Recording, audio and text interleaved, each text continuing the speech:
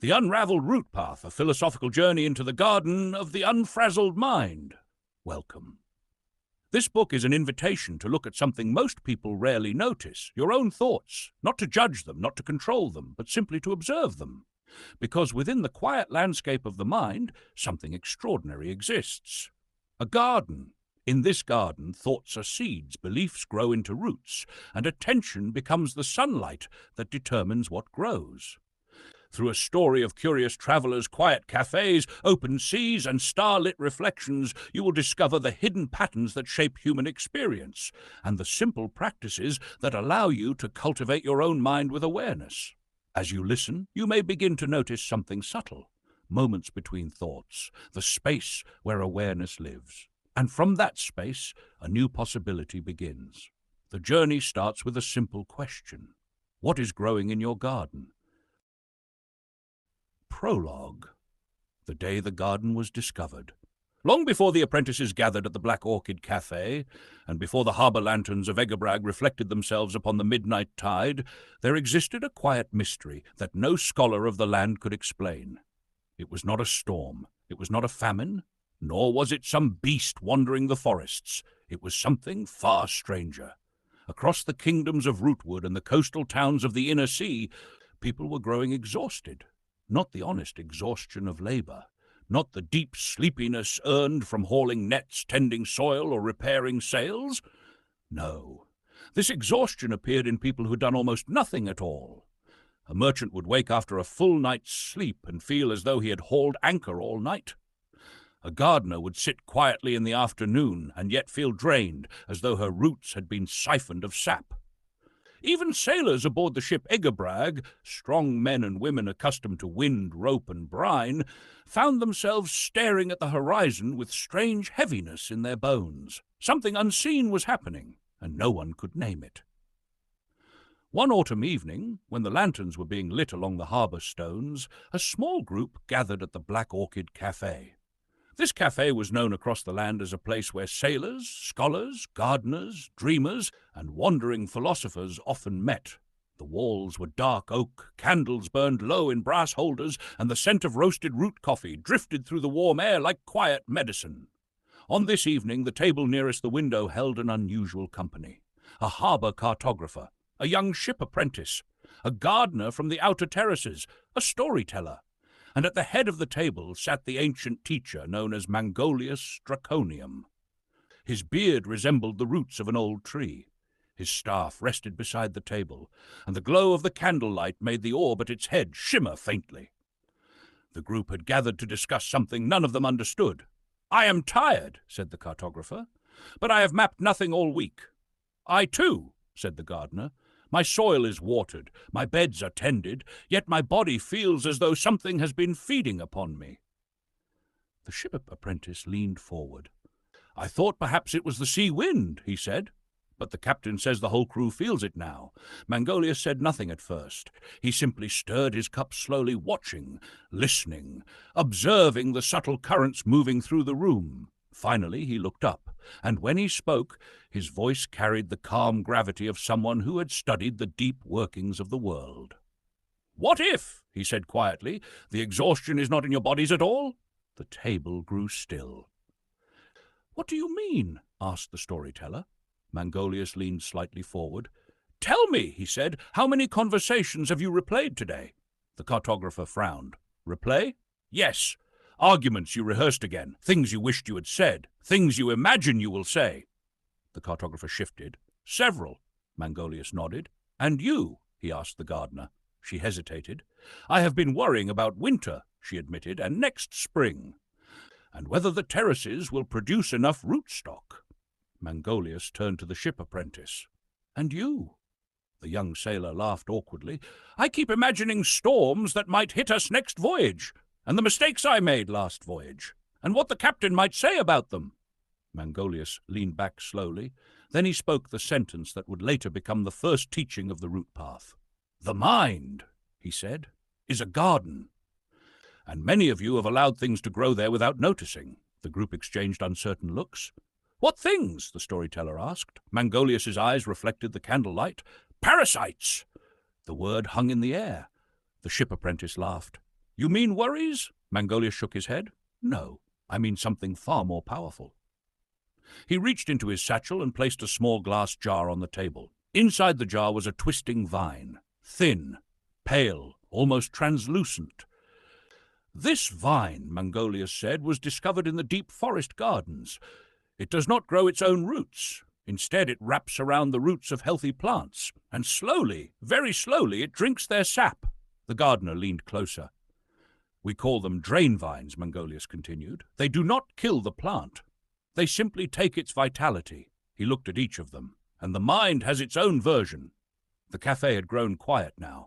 Even the other patrons had begun listening. What you call worry, Mangolius said, what you call replay, what you call imagining future disasters.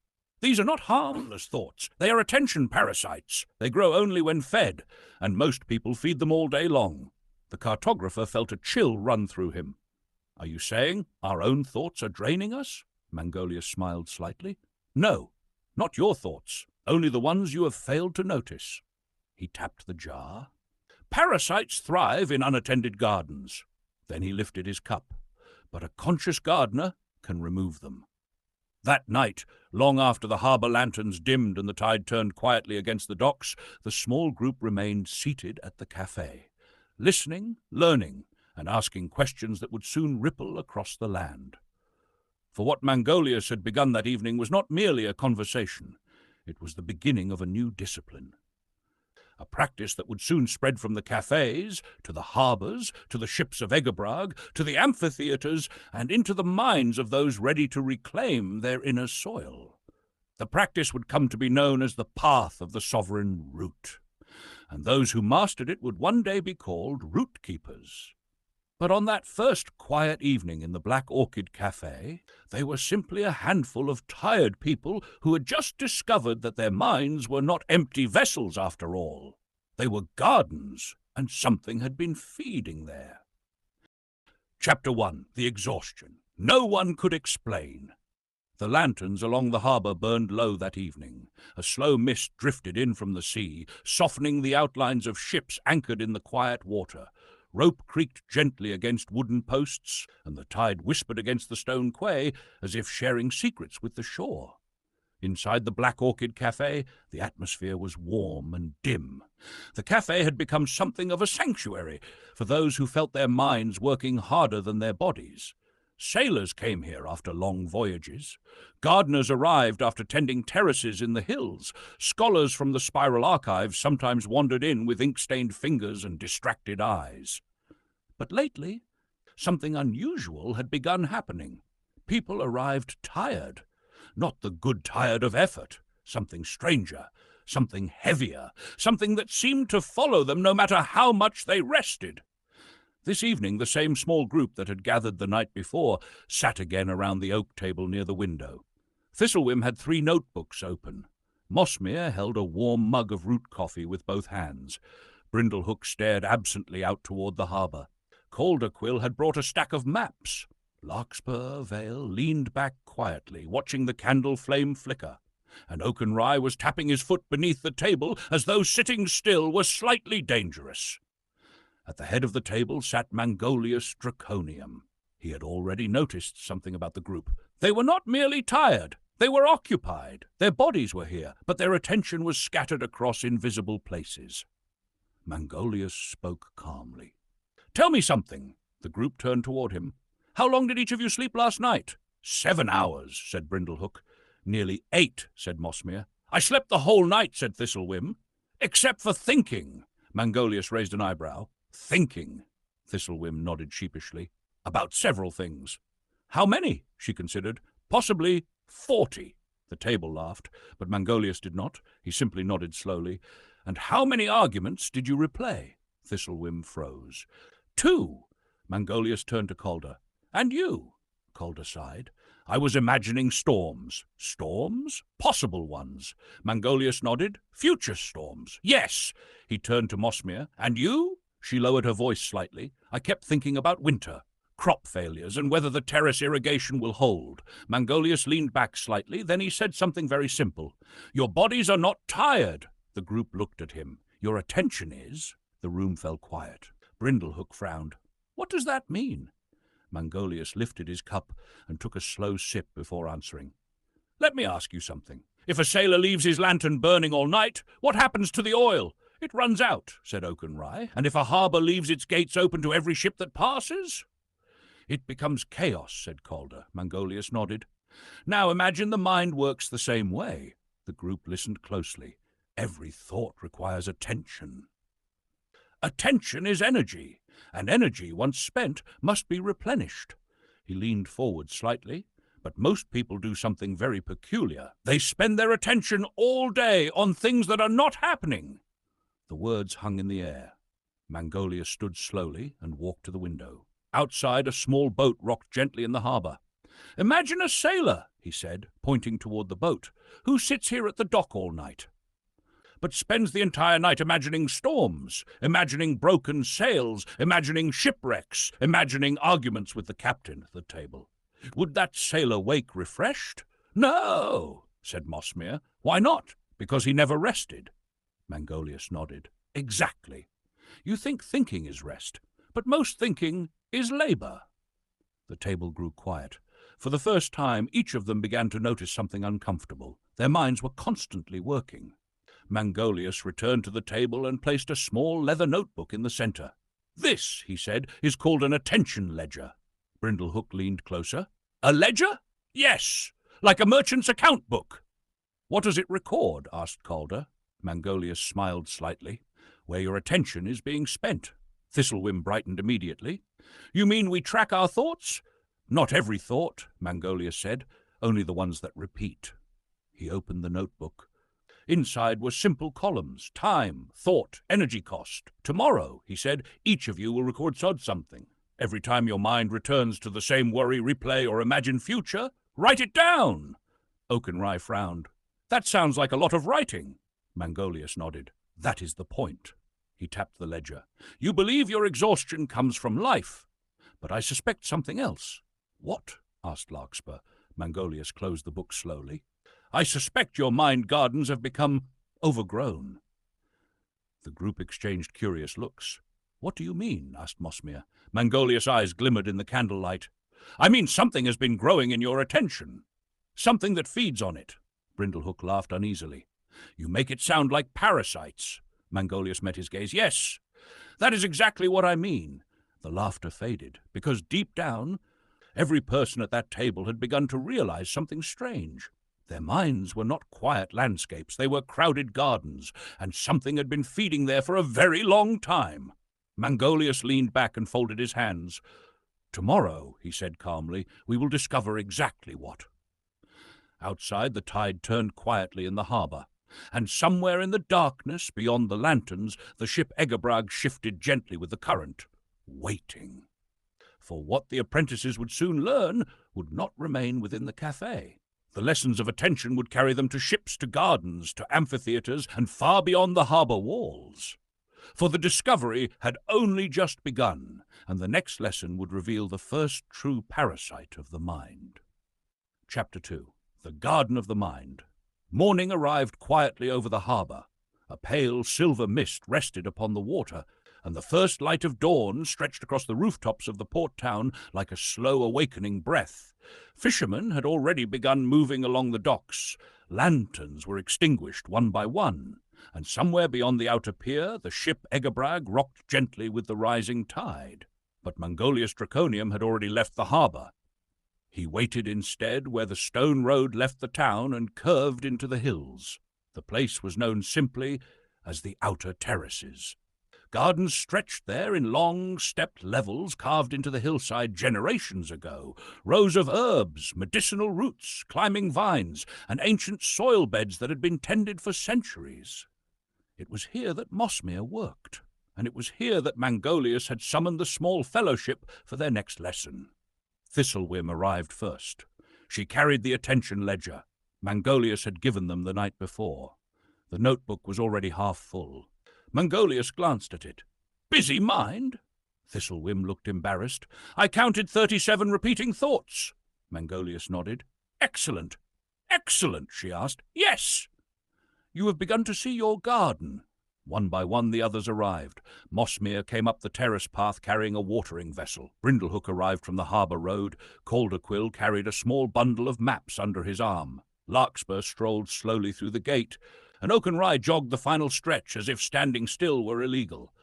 When they had gathered, Mangolius gestured toward the terraces. "Tell me what you see." The group looked out across the gardens. Rows of plants, climbing vines, low shrubs, stone irrigation channels. Order, life, growth. "Gardens," said Mossmere. Mangolius nodded. "And what does a garden do?" "Grow things," said Brindlehook. "Correct." Mangolius turned and pointed toward a shaded corner where several tangled vines had climbed over a healthy bed of herbs. "And what happens if you plant something here, and then walk away for 3 months?" Mossmere sighed. "It becomes chaos. Weeds grow, vines spread, roots compete." Mangolius nodded again. "Exactly." He bent and pulled gently at one thin vine creeping across the soil. The vine resisted. Its roots had already wrapped themselves around the neighbouring plants. "This vine," Mangolius said, "was not planted by Mossmere. It arrived on its own." "That happens often," Mossmere said. "Seeds travel." Mangolius stood slowly. "And what do you do when it appears?" "I remove it." "Why?" "Because it steals nutrients." "From what?" "From the plants I want to grow." Mangolius looked at the group. "Precisely." He gestured slowly across the terraces. "And now we arrive at today's lesson. The mind is soil." The group listened carefully. "Thoughts are seeds, beliefs are roots, habits are vines, and attention is the sunlight." The breeze moved softly through the leaves as he spoke. "What happens in a garden that receives sunlight?" "It grows," said Thistlewhim. "Exactly." Mangolius walked toward the tangled vine bed. "And what happens when sunlight feeds the wrong plant?" Mossmere answered quietly. "The weed grows stronger." Mangolius smiled slightly. "Correct." He looked directly at Thistlewhim. "Your replay loops." He looked at Mossmere. "Your worries." He looked at Calder. "Your imagined catastrophes." Then he gestured across the entire terrace. "These are not simply thoughts. They are plants in your mental garden." The group fell silent, because suddenly the idea became visible. Mangolius reached down and carefully pulled one of the invasive vines free from the soil. The roots came up slowly, long, thread-like, wrapped around other roots. "You see this?" The group leaned closer. "This vine cannot grow by itself. It survives by attaching to stronger plants, stealing their nutrients." He lifted the vine slightly. "In the forest we call this a drain vine." He paused. "And the mind grows something similar." Calder folded his arms thoughtfully. "You mean mental habits?" Mangolius shook his head. "No. Something more persistent, something that feeds on attention." The breeze moved again through the terrace, and for a moment the entire garden seemed to breathe with the thought. Thistlewhim spoke softly. "You mean like a parasite?" Mangolius nodded once. "Yes, exactly like that." He dropped the vine into a small basket. "Replay loops, worry spirals, catastrophic imagination, comparison thinking. They behave exactly like these vines. They wrap around healthy thoughts, and slowly they drink the attention meant for something else." Brindlehook stared out across the terraces. "So our minds are gardens?" "Yes. And parasites grow there?" "Yes. And most people never notice." Mangolius smiled slightly. "Until the garden is exhausted." He then walked to the center of the terrace, where a large stone stood half buried in the soil. Upon it was carved an ancient symbol, a spiral root. Mangolius placed his hand upon the stone. "This symbol," he said, "represents the first law of the root path." The group leaned closer. Mangolius spoke slowly. "What receives attention grows. What is ignored fades. What is observed can be uprooted." The wind moved through the terraces. Somewhere below, the harbour bells rang faintly in the distance, and for the first time, each member of the small fellowship understood something unsettling. Their minds had not been empty. They had been cultivated, but not always intentionally. Mangolius turned toward them again. "Tomorrow," he said, "we will identify the first parasite." Thistlewhim looked up. "The replay loop?" Mangolius nodded. "Yes, but before we remove it, we must first watch it." He gestured toward the winding path that led down toward the harbour. "Tonight we meet again. At the Black Orchid Café." He paused. "And bring your ledgers, because what you wrote today will reveal the true architecture of your garden." The apprentices began walking back toward the harbour road, each one quieter than before, each one thinking about their own thoughts. And far out beyond the harbour wall, the ship Egabrag turned slowly with the tide, as if listening, because the teachings of the route path had begun to stir something larger, something that would carry the fellowship far beyond the gardens, into the deeper currents of mind and reality. We now arrive at the first true parasite of the mind. This chapter will feel very relatable because almost everyone recognizes the behavior once it is named. Chapter 3. The Replay Loop Parasite. By evening, the harbour had changed its mood. Morning's silver quiet had given way to a warmer glow as lanterns were lit along the docks and the last cargo carts rolled through the narrow streets toward the warehouses. Sailors laughed somewhere down the pier, and the scent of roasted root beans drifted once again from the doorway of the Black Orchid Café. Inside, the fellowship of frazzled roots had gathered again around the same oak table, but this time each of them carried something new, their attention ledgers. The small notebooks lay stacked in the center of the table like evidence. Mangolius Draconiam sat quietly with his hands folded, allowing the room to settle before speaking. "Let us begin," he said calmly.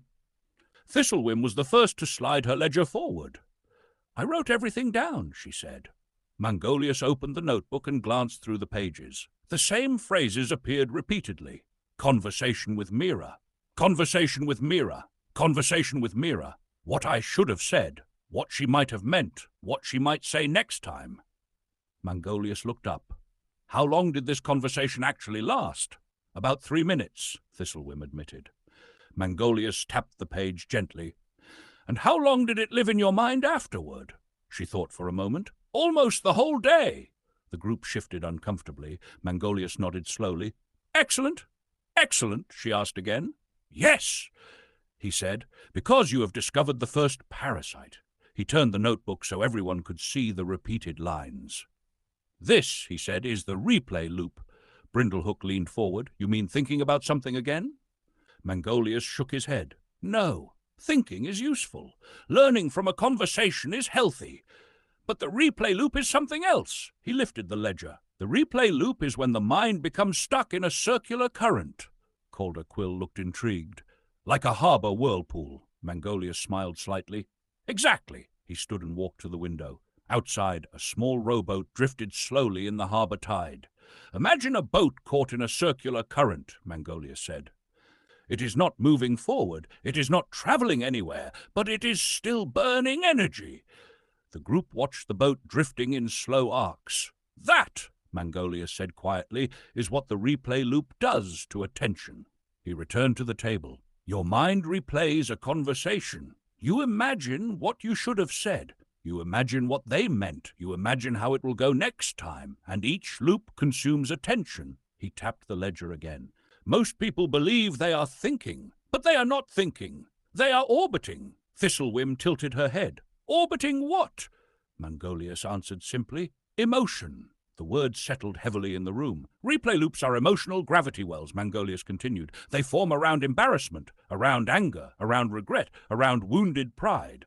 And once they form, attention begins circling them." Mossmere opened her own ledger quietly. "I think I have one too." Mangolius glanced at the page. It read, "Conversation with my sister. Conversation with my sister. Conversation with my sister." "Ah!" Mangolius said gently. "What happened?" She said my garden methods were old-fashioned, and that modern terraces are more efficient. Mangolius nodded. "And how long did the conversation last?" 5 minutes. "And how long did you replay it?" Mossmere looked down. "Half the afternoon." Mangolius closed the ledger. "There it is again, the replay loop." Oakenrye shifted in his seat. "But isn't it useful to think things through?" Mangolius nodded. "Yes, once, maybe twice. But the replay loop does not seek solutions. It seeks completion." "Completion?" asked Larkspur. Mangolius nodded. The mind wants emotional resolution, but since the event has already passed, resolution cannot occur, so the mind tries again, and again, and again." He drew a small circle in the condensation on the window glass. "This is the replay loop." Calder Quill leaned forward thoughtfully. "So the mind is trying to fix the past." Mangolius smiled. "Yes, but the past cannot be edited. So the loop continues. Thistlewhim looked horrified. I had 37 loops yesterday, Mangolius nodded, and each one consumed attention. Which means your garden was watering the same weed all day. The group sat quietly. For the first time they began to see something unsettling. Their exhaustion had not come from work, it had come from circling thoughts. Mangolius let the realization settle before speaking again. The replay loop is the most common parasite of attention. It thrives on unfinished emotion, but it has a weakness. The group leaned forward. What weakness? Asked Brindlehook. Mangolius smiled slightly. Observation. He opened the ledger again and pointed at the repeating lines. The moment you see the loop, you weaken it. Why? Asked Mossmere. Because parasites thrive in the unconscious garden, but awareness changes the soil. Mangolius closed the notebook and stood. Tonight your assignment is simple. When a replay loop begins, do not fight it. Do not analyze it. Simply say this. He looked around the table. The replay vine again, and then return your attention to the present moment. Oakenrye frowned. That sounds too simple, Mangolius nodded. It is. Most powerful medicines are. He placed the ledger back on the table. Tomorrow we will test something interesting. What? Asked Thistlewhim. Mangolius' eyes twinkled slightly. We will see whether the replay vine can survive without attention. The group exchanged curious looks. Outside, the harbour wind had shifted. The tide had begun turning again, and somewhere beyond the lantern glow, the ship Egabrag drifted gently with the current, because soon the Fellowship would learn something even more surprising. Replay loops were not the only parasites growing in the garden of the mind. There were many more. And the next one was even more powerful. It was called the worry vine. I'll move into the second major parasite, which is deeper and more subtle than replay loops. Chapter 4. The Worry Vine. The morning sky above the harbour carried a strange stillness. It was the kind sailors noticed before storms, not because clouds had gathered, but because the air itself felt like it was listening. Down at the docks, ropes were being checked, sails were inspected, nets were folded neatly into storage crates, and tied gently against the tide waited the tall vessel Egabrag. Her hull was dark and smooth like polished driftwood. The rigging creaked softly with the motion of the sea, and her lantern glass caught the early light like tiny suns. This morning Mangolius had summoned the Fellowship to the harbour. But when they arrived, he was not standing on the dock. He was already aboard, waiting. "Are we sailing?" Oakenrye asked with excitement as they stepped onto the deck. Mangolius shook his head. "No." "Then why are we here?" asked Brindlehook. Mangolius gestured toward the horizon. "To discuss storms." Calder Quill immediately perked up. "I knew it." Mangolius smiled slightly. "Yes, Calder, you know storms, which is why today's lesson concerns you all." The Fellowship gathered near the rail as the harbour slowly awakened around them. Mangolius spoke quietly. "Tell me something. How far away is tomorrow?" Thistlewhim blinked. "About 12 hours?" Mangolius nodded. "And next winter?" 6 months, said Mossmere. "And the storm you imagined last night, Calder?" Calder frowned slightly. "Well, that could happen any time." Mangolius looked at each of them carefully. "Yet none of these things exist." The group exchanged glances. "What do you mean?" asked Larkspur. Mangolius pointed to the calm sea. "Right now there is no storm, no broken sail, no failed harvest, no ruined voyage, no winter frost." He turned back to them. "And yet, many of you have already spent hours living inside these possibilities." The realization spread slowly through the group. Mossmere looked down. "I was thinking about frost again last night." Mangolius nodded gently. "Yes, you were watering the worry vine." He walked across the deck and rested his hand on one of the thick ropes tied to the mast. "Worry," he said slowly, "is imagination pointed toward disaster." The wind moved softly through the rigging. It is the mind rehearsing futures that have not happened, and most of the time, never will. Brindlehook scratched his beard. "But isn't it wise to prepare for problems?" Mangolius nodded. "Yes, preparation is wisdom, but worry is rehearsal." "Rehearsal?" asked Thistlewhim. "Yes. The mind plays the same future scenario again and again." He gestured toward the sea. "Imagine a sailor who spends every day imagining storms. Would he sail better?" Calder frowned. "Probably not." "Why?" "Because he'd be exhausted." Mangolius nodded. "Exactly."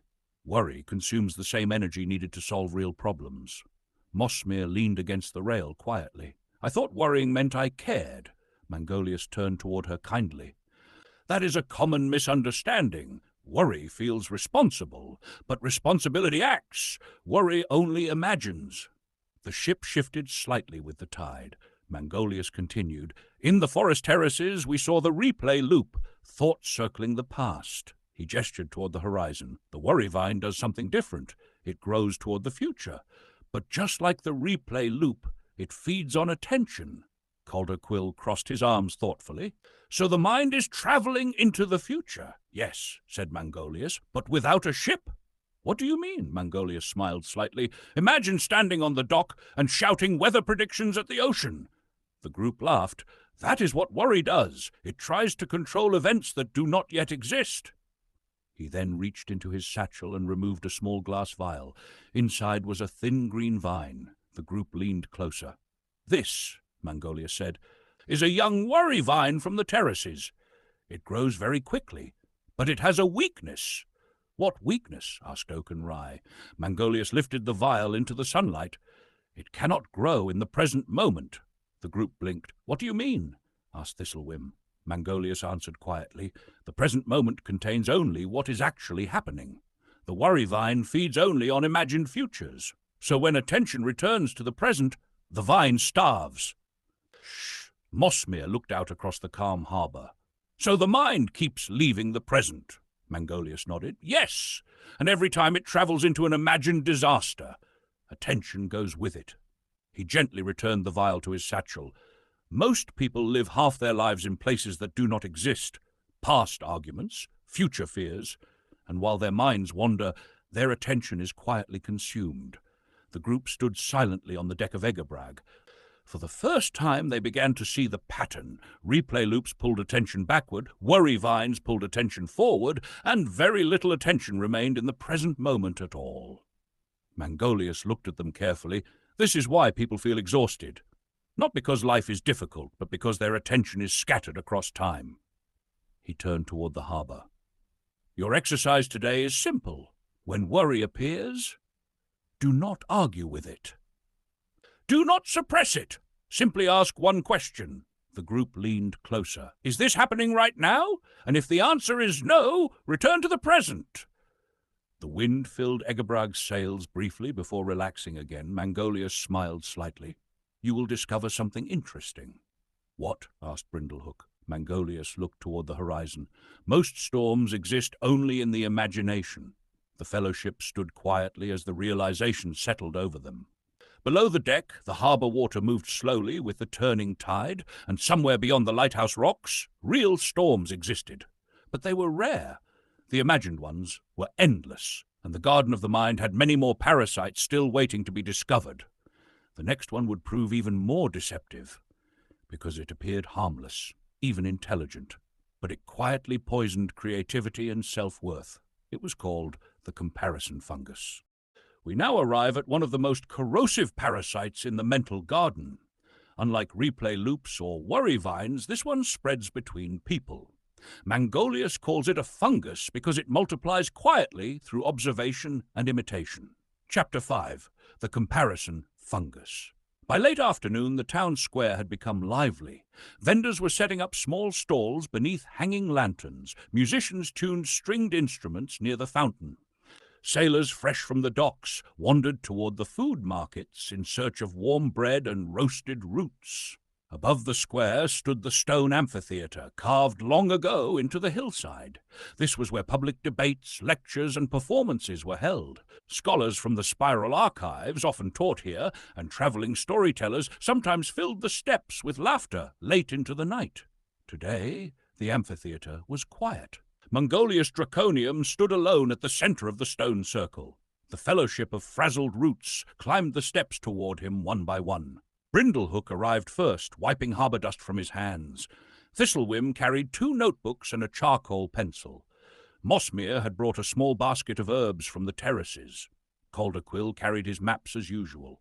Larkspur Vale sat gracefully on one of the stone benches, and Oakenrye jogged up the final steps, as though the amphitheatre might escape if he walked slowly. Mangolius greeted them with a small nod.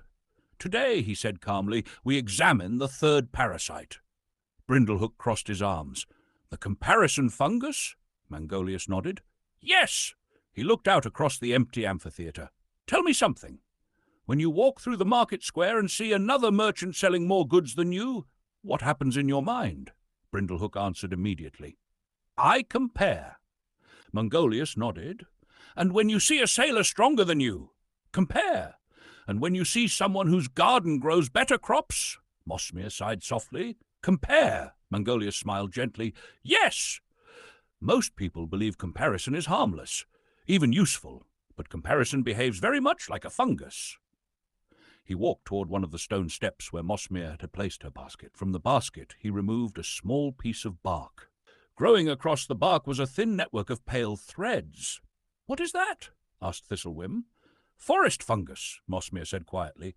Mangolius nodded. "Fungus spreads differently than vines. Vines grow from a central root, but fungus spreads through spores."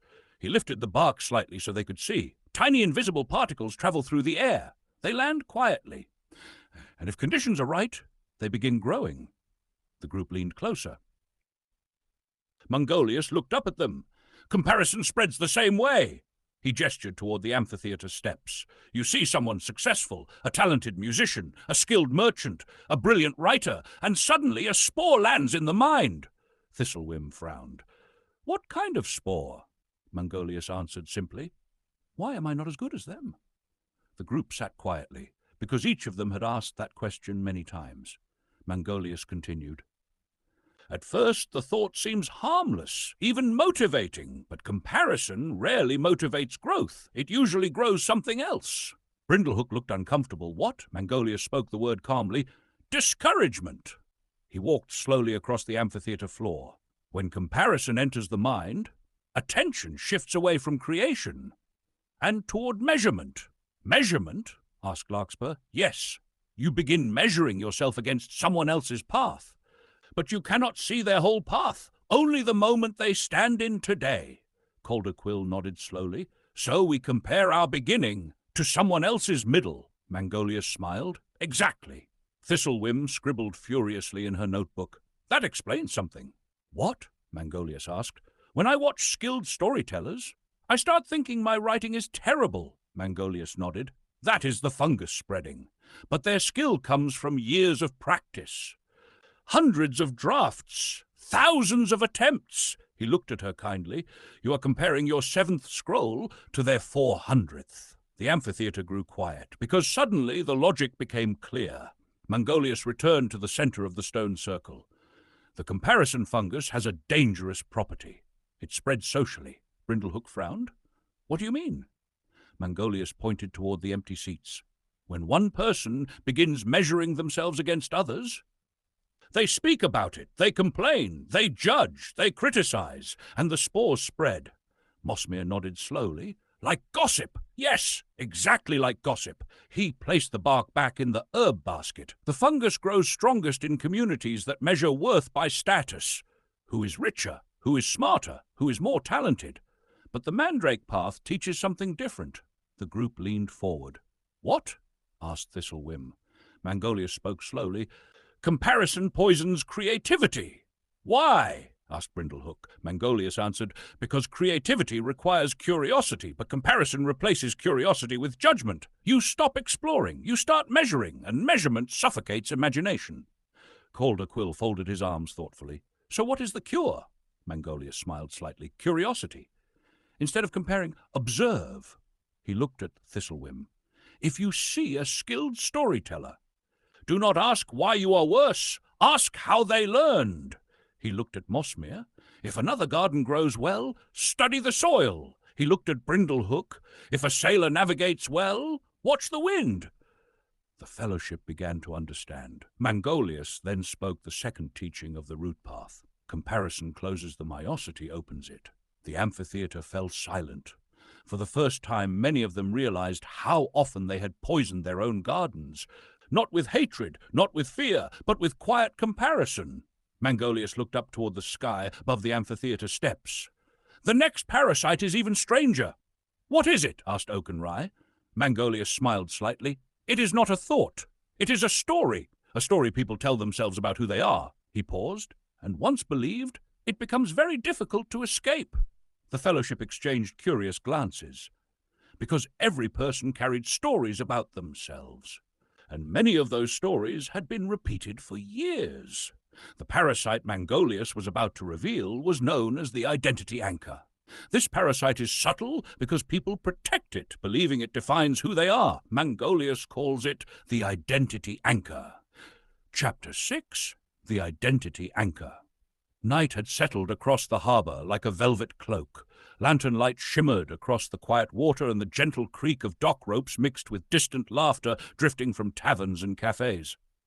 Inside the Black Orchid Café, the air felt warm and alive. Tonight was storytelling night. Sailors told tales of storms. Gardeners spoke of strange plants discovered in the forest terraces. Scholars shared odd historical legends uncovered in the spiral archives. The café was crowded, but at the large oak table near the back, the fellowship of frazzled roots had gathered again with Mangolius Draconiam. This time, however, Mangolius was not teaching. He was listening. Larkspur Vale stood at the centre of the café floor. A lantern hung above her, casting a golden circle of light across the wooden planks. She was halfway through, telling a story about her life. "I used to be a sailor," she said. "I spent 5 years navigating the outer coasts, but the sea was never truly my home." She paced slowly as she spoke. "So I became a merchant. That lasted 2 years. Then a musician, and then a travelling storyteller." The audience listened quietly. Finally, she finished with a small shrug. "I suppose I have always been someone who changes paths." The room applauded gently. Mangolius smiled, but when Larkspur returned to the table, he asked a curious question. "Why did you say always?" Larkspur tilted her head. "What do you mean?" Mangolius leaned forward slightly. "You said, 'I have always been someone who changes paths.'" "Yes," she said. Mangolius nodded. "That is an identity statement." Thistlewhim looked curious. "What is that?" Mangolius folded his hands. "It is a story the mind tells about who you are." The fellowship leaned closer. Mangolius continued. "Identity statements often begin with phrases like," he counted slowly on his fingers, "I am the kind of person who, I have always been, I could never. That's just how I am." The group exchanged thoughtful glances, because they had all said such things many times. Brindlehook laughed. "I say that all the time," Mangolius nodded.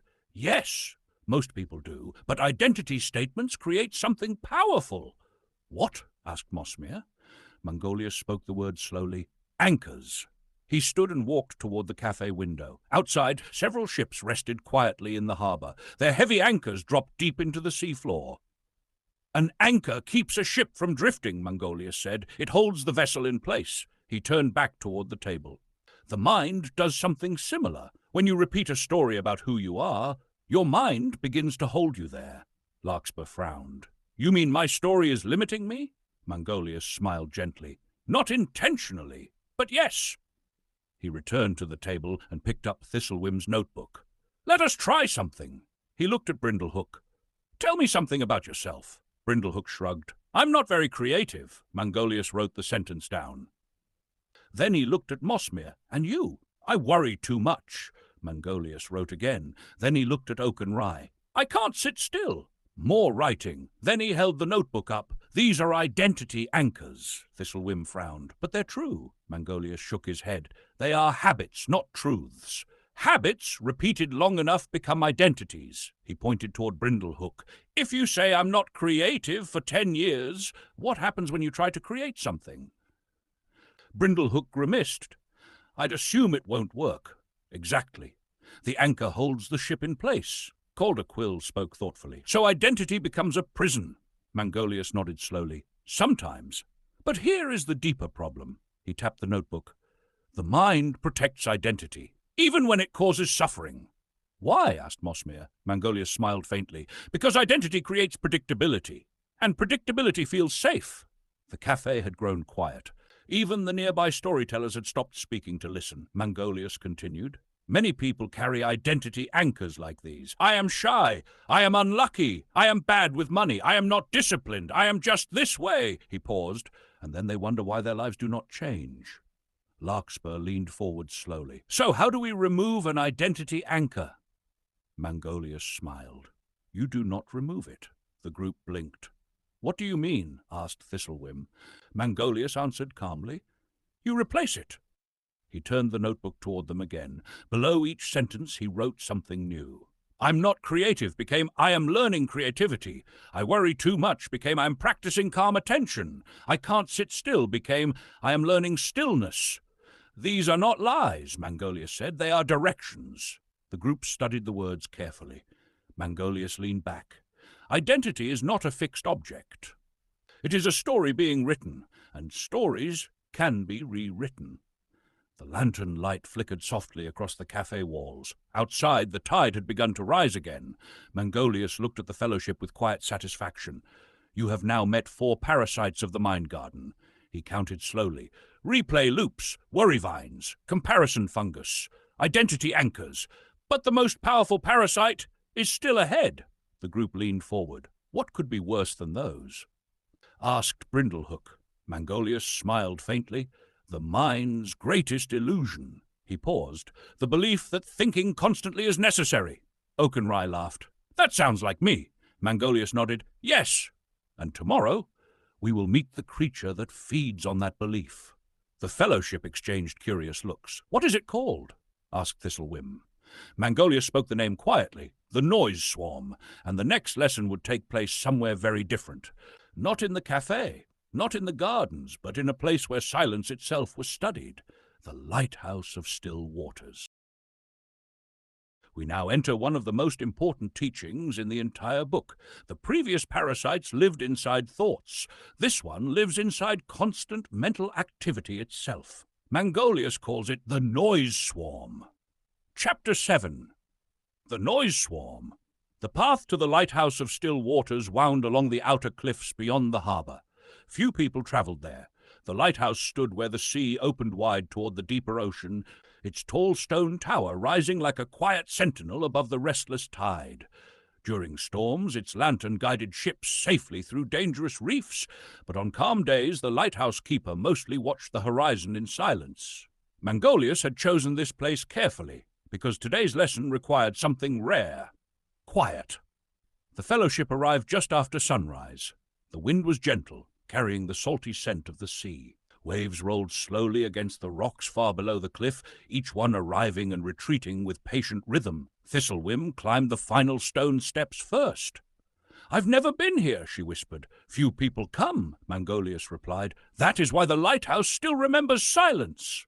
Oakenrye stretched his arms impatiently. So what parasite lives here? Mangolius smiled slightly. The one that lives everywhere. He led them to the edge of the cliff.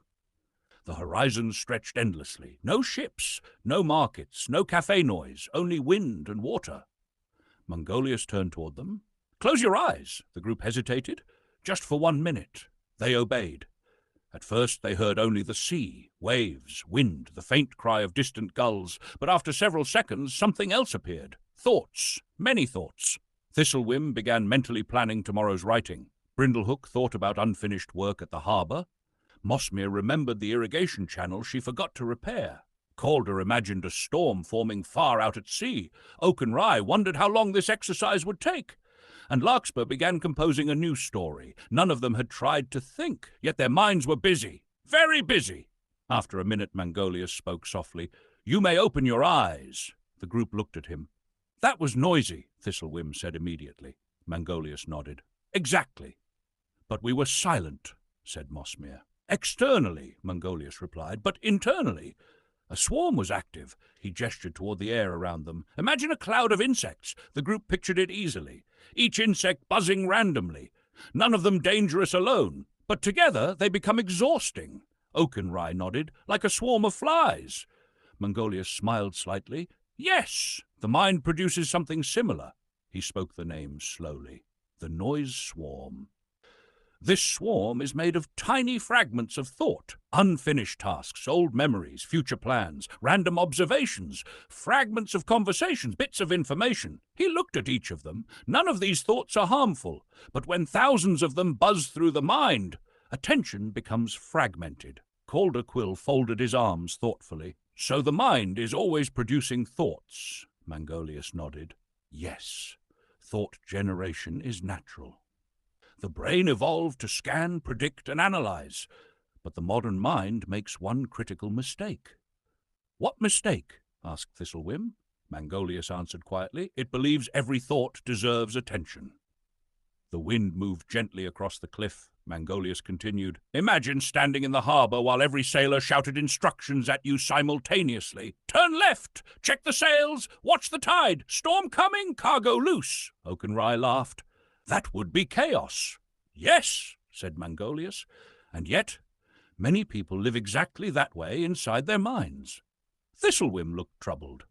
I thought constant thinking meant I was intelligent. Mangolius shook his head kindly. Intelligence is not measured by how many thoughts appear. It is measured by how well you choose which thoughts to follow. The group considered this carefully. Mangolius continued. The noise swarm grows stronger when attention is scattered.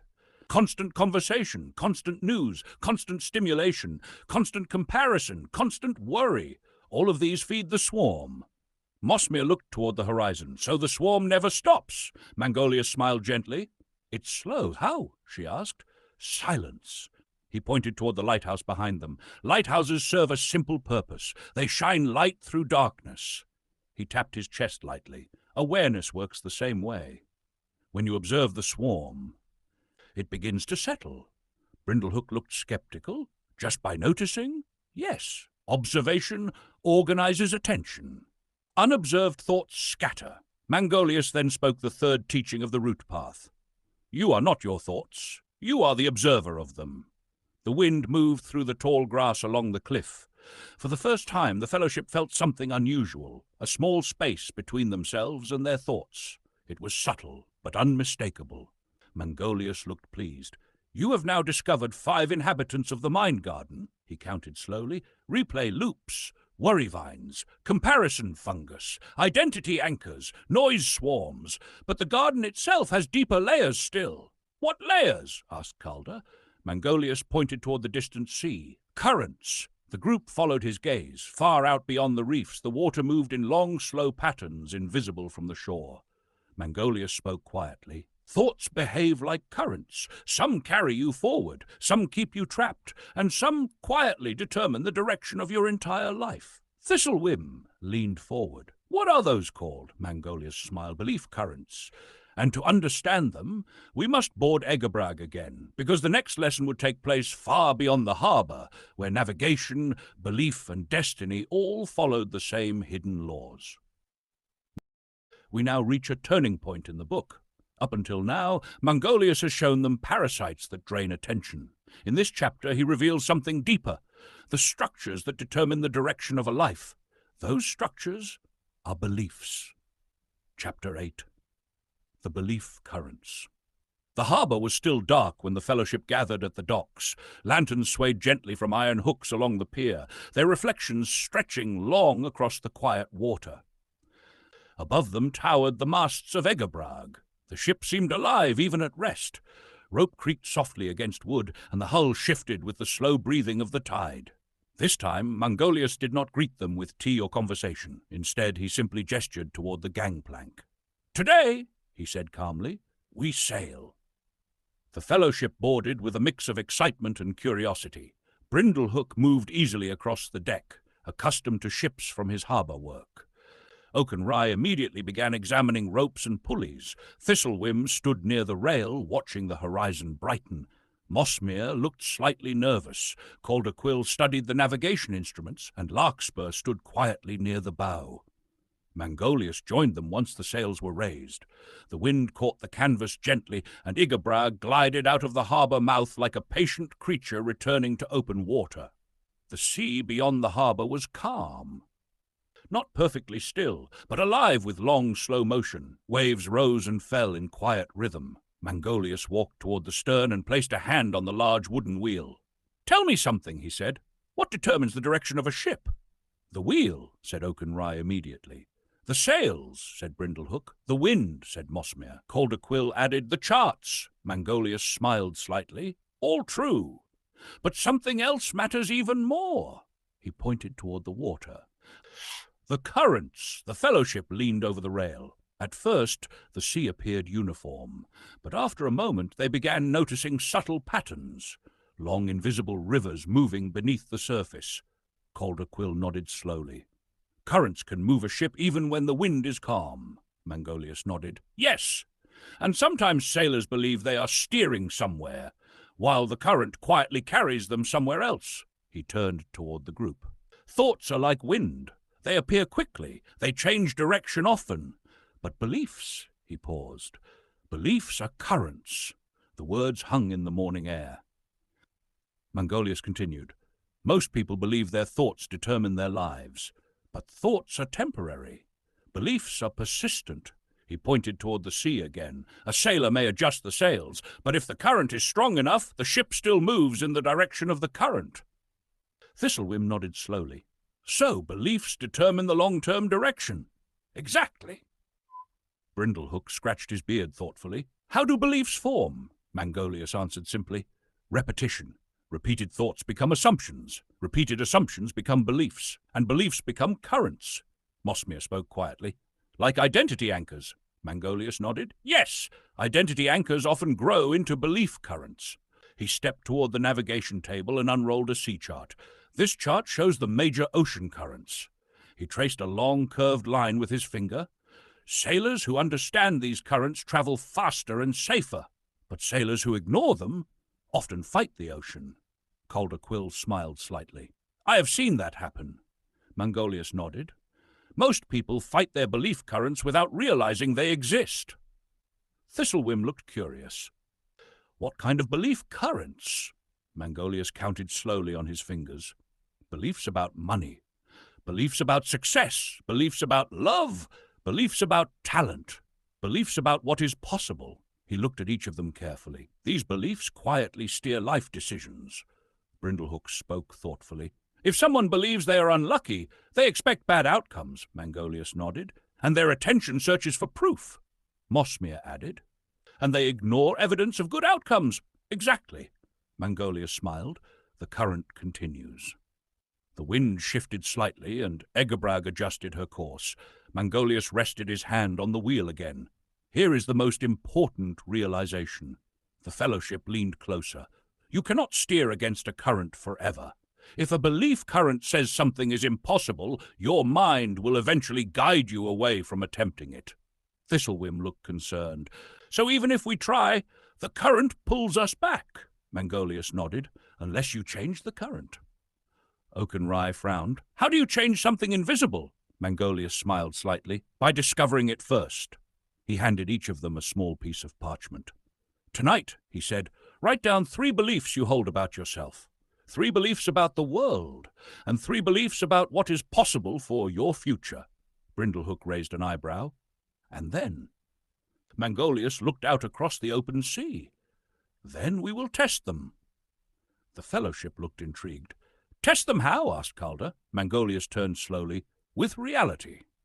The wind strengthened slightly as Egabrag continued across the calm ocean. Far behind them, the harbour had disappeared, and far ahead, the open sea stretched toward places none of them had yet imagined, because discovering belief currents was only the beginning. Soon they would learn something even more astonishing. Beliefs did not simply influence perception, they shaped experience itself. The next lesson would take place somewhere designed to demonstrate exactly that. A place where hundreds of minds gathered at once, where ideas could spread like wildfire, where beliefs could be observed shaping reality in real time, the grand amphitheatre of echoes. And there Mangolius would reveal the next principle of the route path. We now move from beliefs steering life to something even more powerful, how beliefs begin creating the reality they expect. Mangolius calls this phenomenon the echo effect. The echo effect. 2 days after their voyage aboard Egabrag, Mangolius summoned the fellowship to a place few apprentices had ever visited, the grand amphitheatre of echoes. Unlike the small stone amphitheatre in the town square, this structure had been built generations earlier by scholars of the Spiral Archives. It was enormous. Carved into the hillside overlooking a wide valley, its circular stone tiers descended toward a vast central stage. The walls behind the stage curved inward in such a way that even the quietest whisper could travel across the entire arena. Here philosophers had debated, musicians had performed, and ancient teachers had demonstrated strange experiments about sound, thought, and perception. The fellowship climbed the long stone steps slowly, gazing in awe at the immense structure.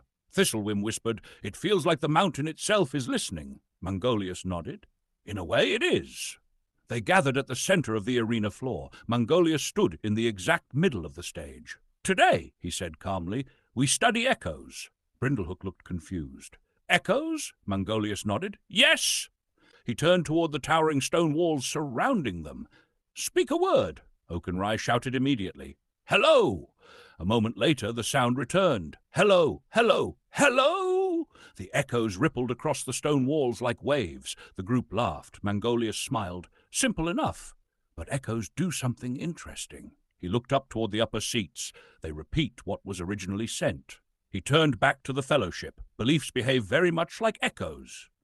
Thistlewhim frowned slightly. "What do you mean?" Mangolius gestured toward the amphitheater walls.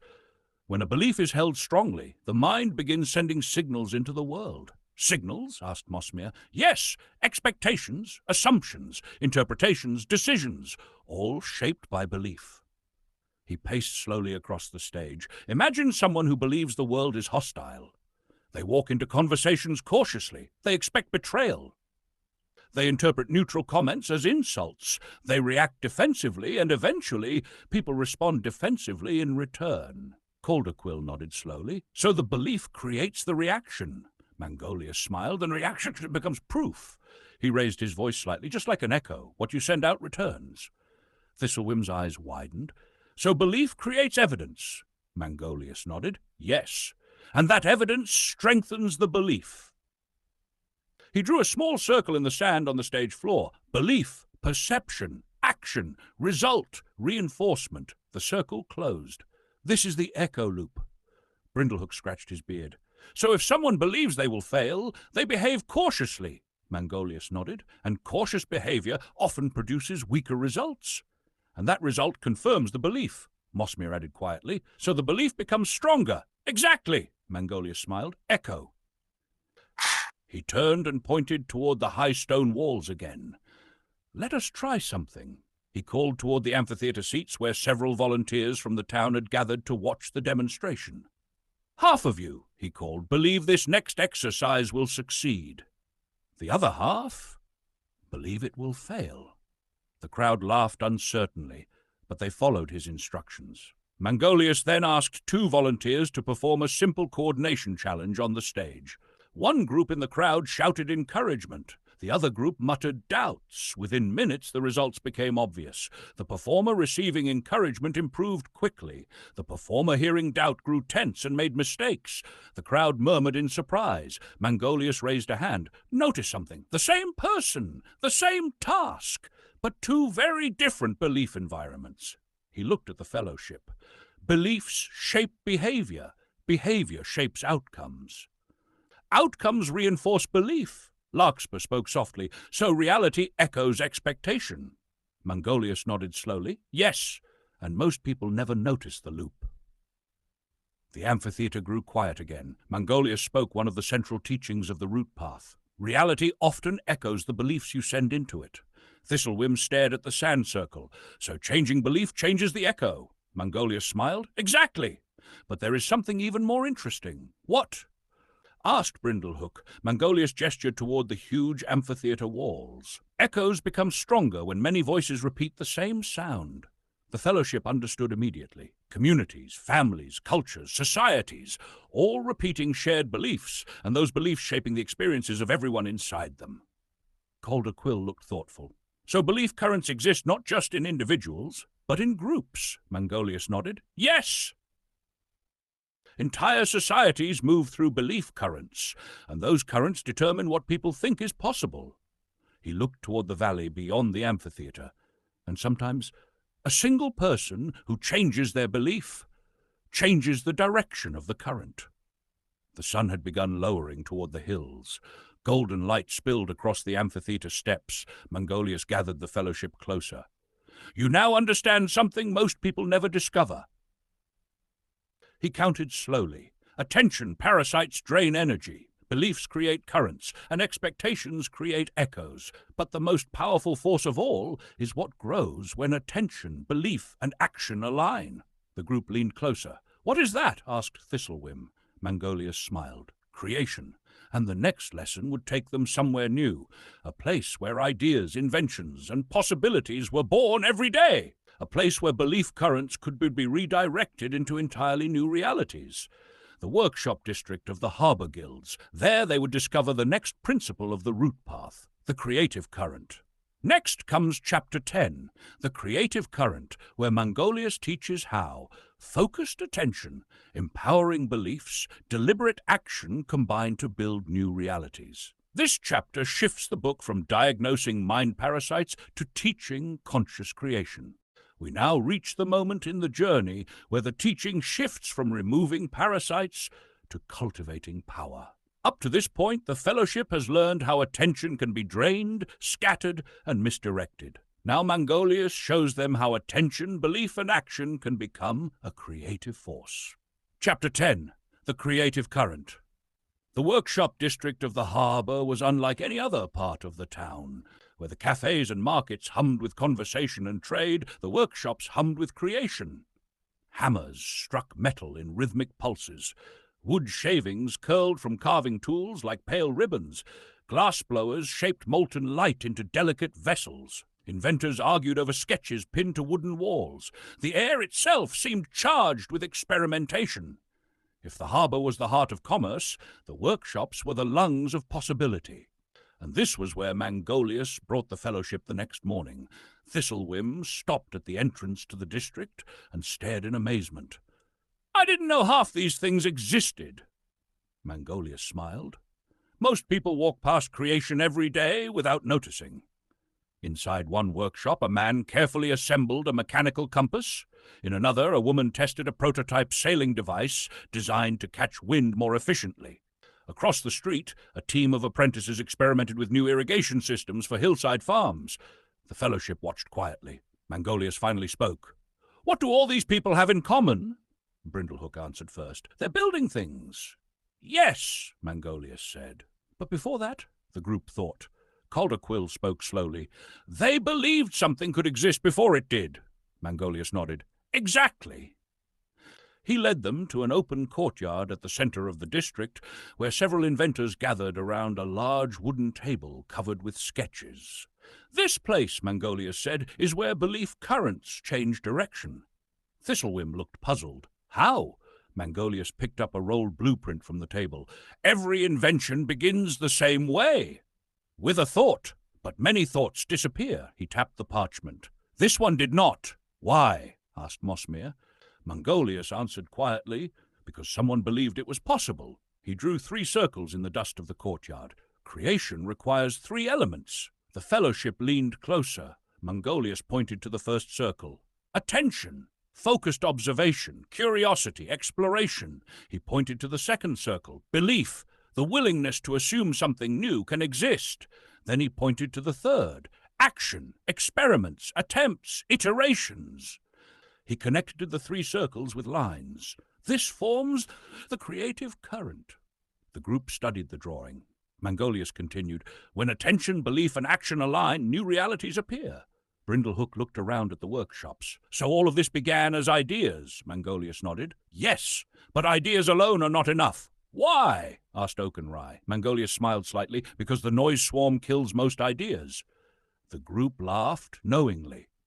"And the comparison fungus discourages them. Replay loops distract from them. Identity anchors reject them. Worry vines delay them." The Fellowship nodded slowly. They now recognized all the parasites. Mangolius gestured across the workshop district. "Creative people are not free from parasites. They simply learn to continue creating despite them." He pointed toward an inventor struggling with a mechanical design. "That man has likely failed 20 times already." "Yet," he continues, Thistlewhim looked inspired, "so persistence strengthens the creative current." Mangolius nodded. "Yes. Each action reinforces belief, and belief increases attention, and attention generates new ideas." He tapped the dust diagram again. The current strengthens itself. Calderquill spoke thoughtfully. So the echo works both ways, Mangolius smiled. Exactly. Negative belief creates limiting echoes. Creative belief creates expanding echoes. Mossmere looked around at the busy inventors. I noticed something. What? Mangolius asked. Everyone here seems curious. Mangolius nodded. Curiosity is the fuel of the creative current. He spoke one of the central teachings of the root path. Curiosity opens possibility. Belief sustains possibility. Action builds possibility into reality. The fellowship stood quietly as the meaning sank in. For the first time they realized something extraordinary. The mind garden was not only vulnerable to parasites, it was capable of growing entire worlds. Mangolius brushed the dust from his hands. You now understand the foundation. Attention, belief, action. But the creative current still requires something else. What? Asked Thistlewhim. Mangolius smiled slightly. Navigation. He gestured toward the harbour where the masts of Egabrag rose above the rooftops, because creativity without direction can scatter just like the noise swarm. The fellowship followed his gaze. And tomorrow, Mangolius said, we will learn the art of steering the creative current.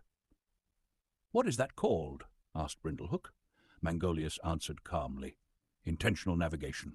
We now move from creation to something even more essential. Creation without direction can become scattered effort. Mangolius now teaches the fellowship how to steer the creative current of life. Chapter 11. Intentional Navigation. The wind arrived before the sun that morning. It came rolling across the open sea in long, invisible waves, filling the harbour with the quiet hum of tensioned ropes and shifting sails. Ships leaned slightly against their moorings as though eager to depart, and once again tied gently at the outer dock waited the tall vessel Egabrag. The fellowship arrived while the sky still carried the soft colours of dawn. Mangolius was already aboard. He stood beside the great wooden wheel at the stern, gazing toward the distant horizon where sea and sky merged into a pale blue line. Without turning, he spoke. Tell me something. The apprentices gathered around him. Why do ships sail? Brindlehook answered easily. To reach a destination. Mangolius nodded. And what happens if a ship sails with no destination? Oakenrai laughed. It drifts. Exactly. Mangolius placed one hand on the wheel, and drifting ships eventually run into trouble. Egabrag's crew loosened the mooring lines. The sails caught the wind with a soft crack. Slowly the ship moved away from the dock and slipped out through the harbour mouth once more. The fellowship watched the shoreline shrink behind them. Mangolius continued speaking. Many people live their lives like drifting ships. Thistlewhim tilted her head. What do you mean? They work. They react. They respond to circumstances, but they never choose a direction. The wind strengthened slightly. Egabrag leaned gently into the open sea. Mangolius tapped the wheel. This is why sailors study navigation. He gestured toward the navigation table where charts, instruments, and compasses rested neatly arranged. A ship requires 3 things to travel safely.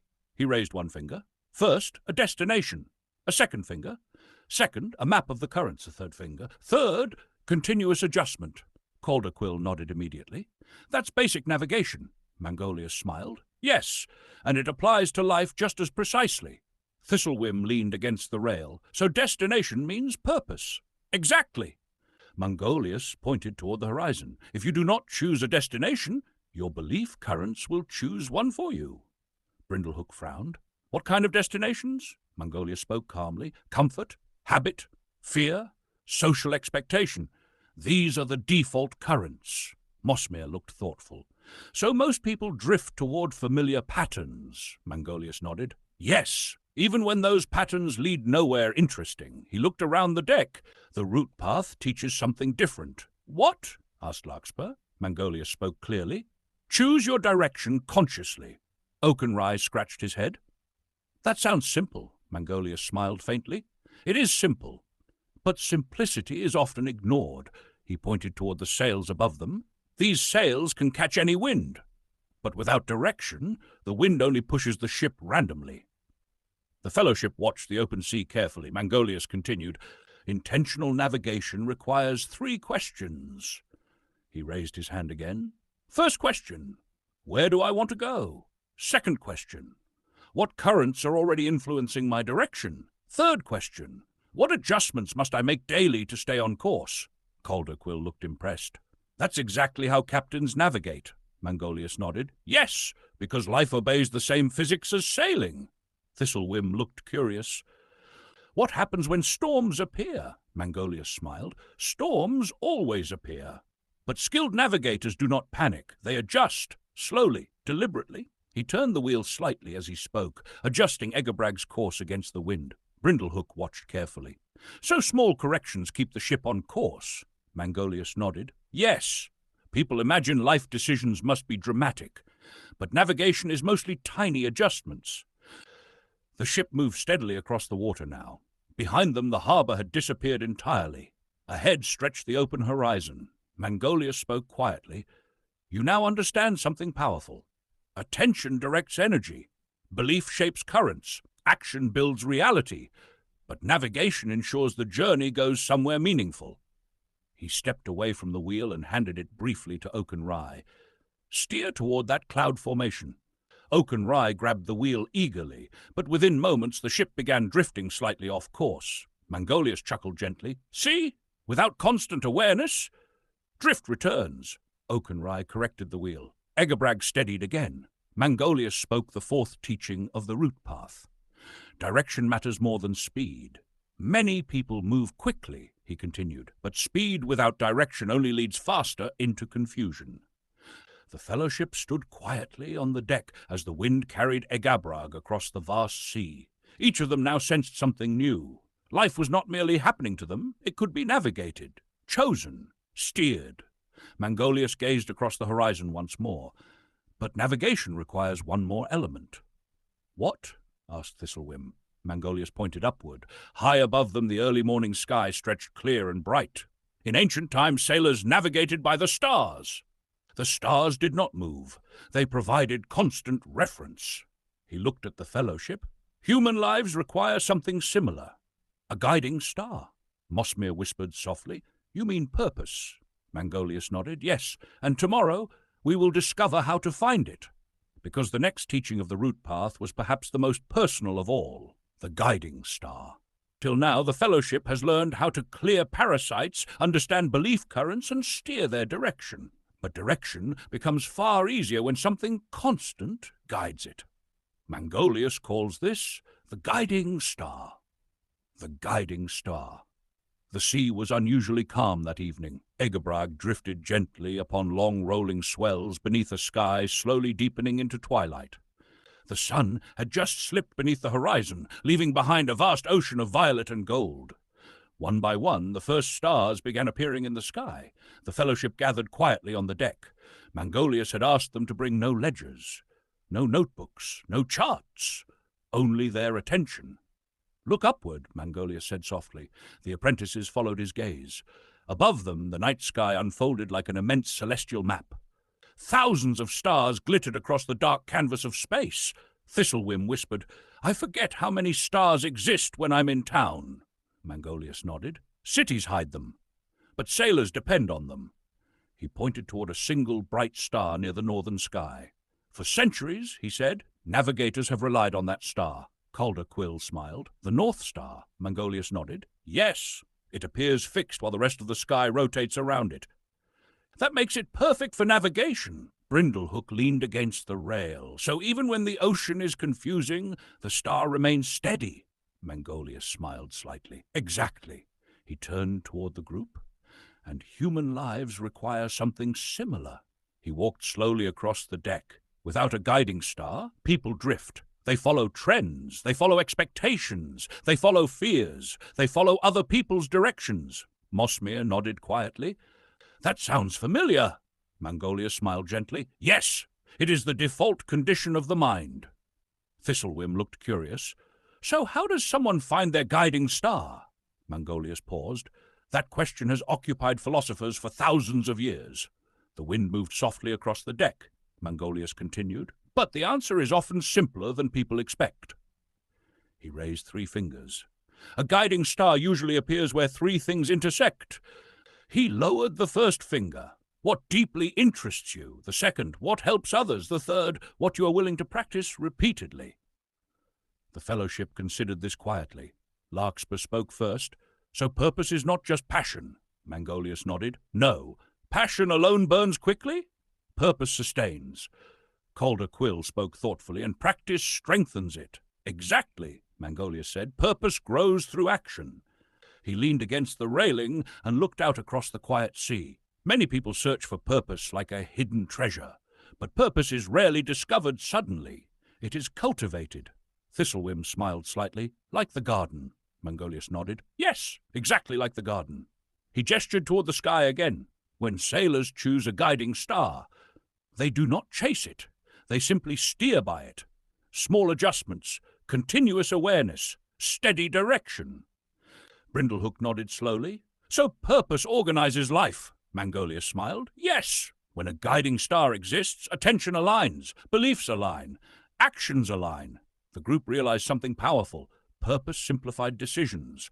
It reduced confusion. It provided direction when uncertainty appeared. Mangolius then spoke one of the central teachings of the root path.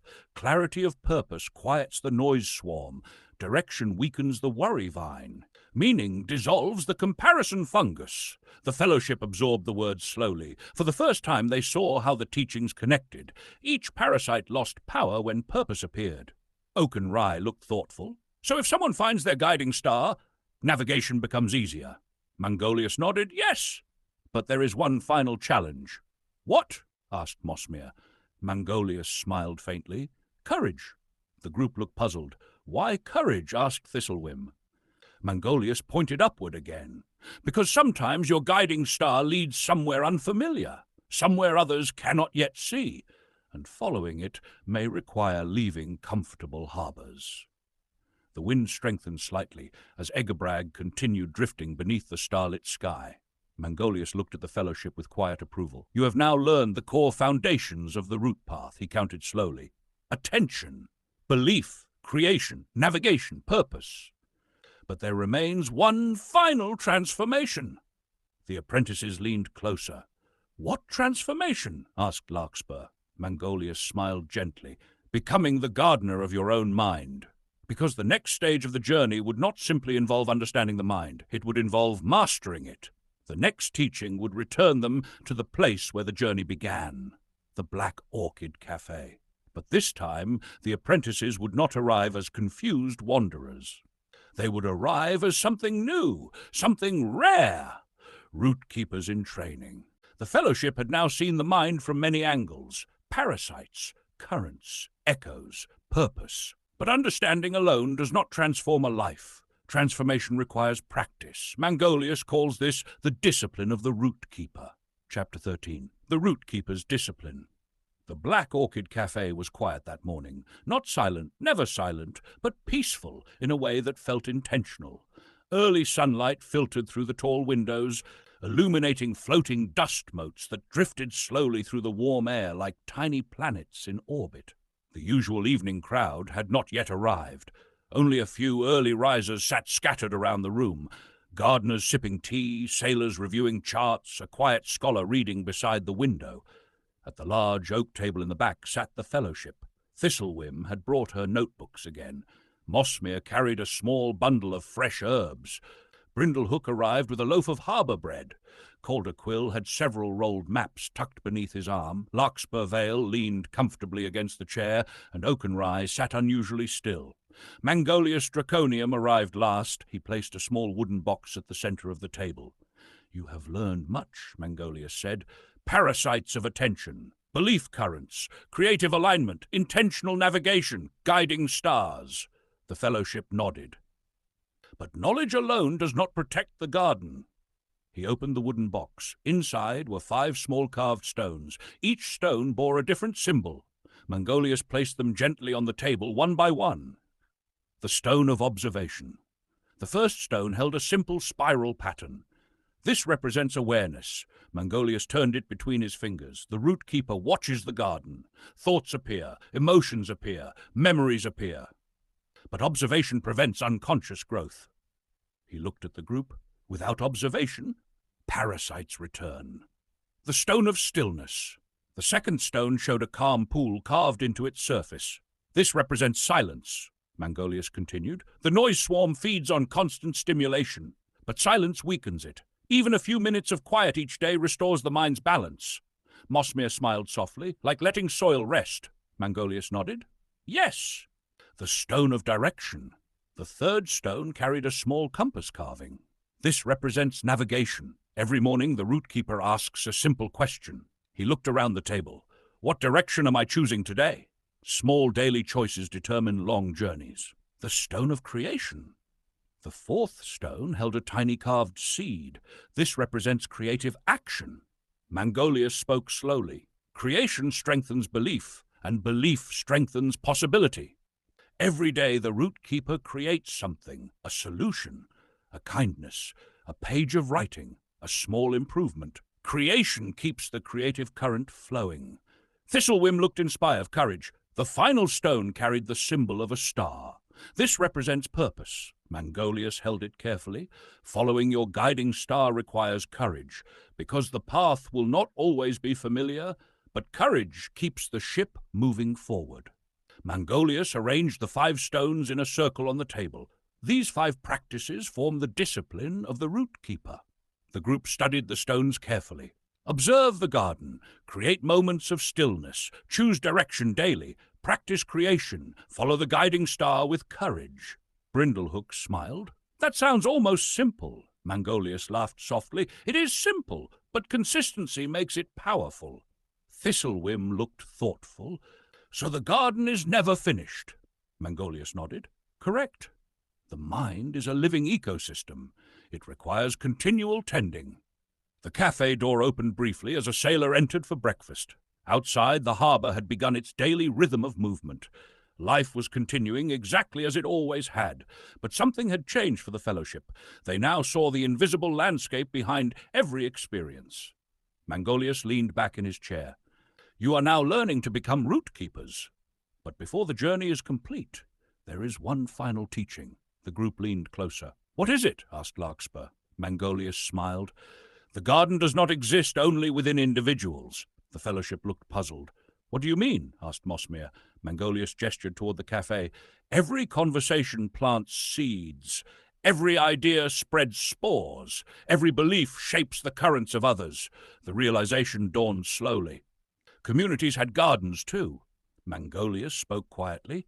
The final stage of the route path is helping others cultivate their gardens. Oakenrye grinned. So route keepers become gardeners for the world. Mangolius nodded. Yes, and tomorrow you will begin learning how. The next lesson would take place somewhere familiar, somewhere where ideas spread quickly, where belief currents move through entire groups, where a single conversation could plant seeds in dozens of minds. The Fellowship would return to the grand amphitheatre of echoes, but this time they would not simply observe the echo effect. They would learn how to shape it intentionally. The Fellowship had now learned to recognize and tend their own mind gardens, but Mangolius had hinted at something larger. Gardens do not exist in isolation. They exist within ecosystems. Now the apprentices would learn how ideas spread through entire communities. Chapter 14. The Seed of Influence. The Grand Amphitheatre of Echoes was alive with activity when the Fellowship arrived. Word had spread quickly through the harbour that Mangolius Draconiam would be presenting another public demonstration.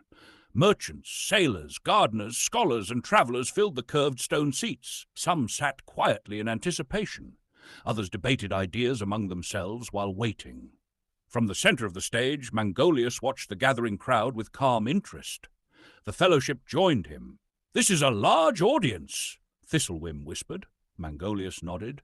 Yes, and that makes today's lesson easier to observe. The amphitheatre filled steadily until the seats formed a living circle of curious faces. Mangolius raised a hand. The crowd quieted. Welcome, he said. Today we explore something simple. Seeds. Several people in the audience exchanged puzzled looks. Mangolius continued. Every garden begins with a seed. But seeds do something remarkable. He held up a small pouch. Most seeds are tiny, almost invisible. And yet, given time, they can transform an entire landscape. He walked slowly across the stage. Ideas behave the same way. The crowd leaned closer. An idea begins as a single thought, spoken by one person. But if that idea is repeated, shared, discussed, believed, it spreads. Mangolius reached into the pouch and tossed a handful of seeds into the air. They scattered across the stage floor. Some seeds fall on stone. They never grow. Some fall in poor soil. They grow weakly. But a few land in fertile soil, and those few change the entire garden. Thistlewhim watched carefully. So ideas need the right soil. Mangolius nodded. Yes, and the soil of the mind is shaped by belief. He turned toward the audience.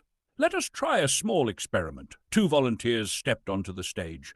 Mangolius gave each of them a simple puzzle to solve. To the crowd seated on the left side, he said quietly, encourage this person.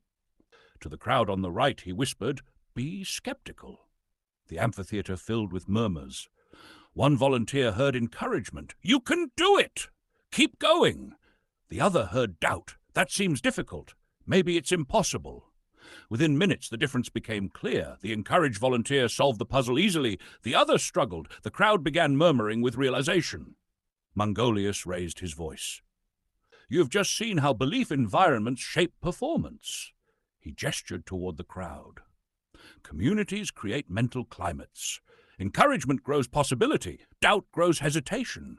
Calderquill spoke quietly to the fellowship. So ideas create ecosystems. Mangolius overheard and nodded. Yes. Belief spread through groups like weather systems. Positive climates encourage creativity. Negative climates suppress it. Mosmere looked thoughtful. So a single idea can shift the climate. Mangolius smiled. Yes, and that is why root keepers must plant carefully. He turned toward the audience again. Consider the ideas you spread. Every conversation plants something. Possibility, fear, hope, doubt. The amphitheater grew quiet. People were listening carefully now. Mangolius spoke one of the most powerful teachings of the root path. Every mind you speak to becomes part of the garden. The crowd absorbed the words slowly. Mangolius continued, influence is not power over people. It is responsibility toward the ecosystem of ideas. Thistlewhim whispered to the others. So root keepers help shape belief environments. Mangolius nodded. Yes, by planting better seeds. He looked across the amphitheater once more. Curiosity, possibility, purpose. These are the seeds that strengthen creative ecosystems. The sun was beginning to set behind the hills now, casting long shadows across the stone steps. The demonstration had stirred something in the crowd. People were talking differently, more thoughtfully, more consciously. Mangolius turned back to the fellowship. You now understand the influence of ideas. But there is one final challenge for every root keeper. The group leaned closer. What challenge? Asked Brindlehook. Mangolius smiled slightly. Protecting the garden during storms, because not every environment supports growth. There are times when negativity, chaos, and doubt sweep through communities like violent weather. And in those moments, root keepers must learn how to remain steady. The teachings of the root path had now expanded beyond the individual mind and into the shared garden of community. But Mangolius had warned them. Gardens do not grow only in sunshine. Sometimes storms arrive, and storms test the strength of roots. Chapter 15. The Storm of Minds. Dark clouds gathered slowly along the horizon as the fellowship climbed the winding path toward the lighthouse of still waters. The sea below the cliffs moved with deeper, heavier swells than before. The air carried a strange pressure that sailors knew well, the quiet warning that a storm might soon arrive. Mangolius stood near the lighthouse railing, watching the distant sky. You chose an interesting day for a lesson, Brindlehook said, glancing at the clouds. Mangolius smiled faintly. Storms make excellent teachers. The group gathered beside him. The wind had begun to rise, tugging gently at their clothing. Thistlewhim looked out across the ocean. Is that storm coming here? Mangolius nodded. Possibly. But today we are not studying the weather. He turned toward them. We are studying mental storms. Oakenrye frowned. Mental storms? Mangolius gestured toward the darkening clouds. When storms appear in nature, they change the entire environment. Wind increases, waves grow, visibility decreases, and even experienced sailors must adjust. The group nodded. Mangolius continued. Human emotions behave the same way. He leaned against the lighthouse railing. "Have you ever entered a room where everyone was angry?" Mossmere nodded immediately. "Yes." "How did it feel?" "Uncomfortable," she said. "Like tension in the air." Mangolius smiled. "Exactly. Emotions spread through groups." He pointed toward the sea. "Just as wind moves water, emotion moves through people. Fear spreads, anger spreads, panic spreads, doubt spreads." Thistlewhim spoke quietly. "So emotions create weather in the mind." Mangolius nodded. "Yes, and entire communities can fall into emotional storms." The wind picked up noticeably now. Waves struck the rocks below with deeper force. Mangolius continued. "During storms, inexperienced sailors panic. They react impulsively, they overcorrect, and sometimes they make the situation worse." Brindlehook nodded. "I've seen that happen." Mangolius smiled. "But skilled captains do something different." "What?" asked Larkspur. "They remain calm." The Fellowship watched him carefully. Mangolius continued. "Calm individuals stabilize environments. When panic spreads, a calm presence interrupts the chain reaction." Mossmere tilted her head. "So calm is contagious too." Mangolius nodded. "Yes, calm spreads just as easily as fear." The first drops of rain began falling lightly around them. Mangolius spoke louder over the growing wind. "This is why root keepers practice stillness. Stillness creates emotional stability, and stability anchors the environment." He raised his voice slightly. "Storm. If every sailor panics, the ship is lost. But if the captain remains steady, the crew follows." Thistlewhim looked thoughtful. "So root keepers act like emotional anchors." Mangolius nodded. "Yes, they do not suppress emotion, but they refuse to amplify chaos." The storm clouds now rolled overhead. Lightning flickered faintly in the distance. Mangolius spoke one of the most practical teachings of the root path. "When the emotional storm rises, slow your breath, slow your thoughts, slow your reactions." "Why?" asked Oaken Rye. Mangolius smiled slightly. "Because storms burn themselves out, but panic feeds them." Rain now fell steadily around the lighthouse. The sea below churned with powerful waves, and yet the Fellowship stood calmly beside Mangolius, watching the storm unfold. For the first time they understood something profound.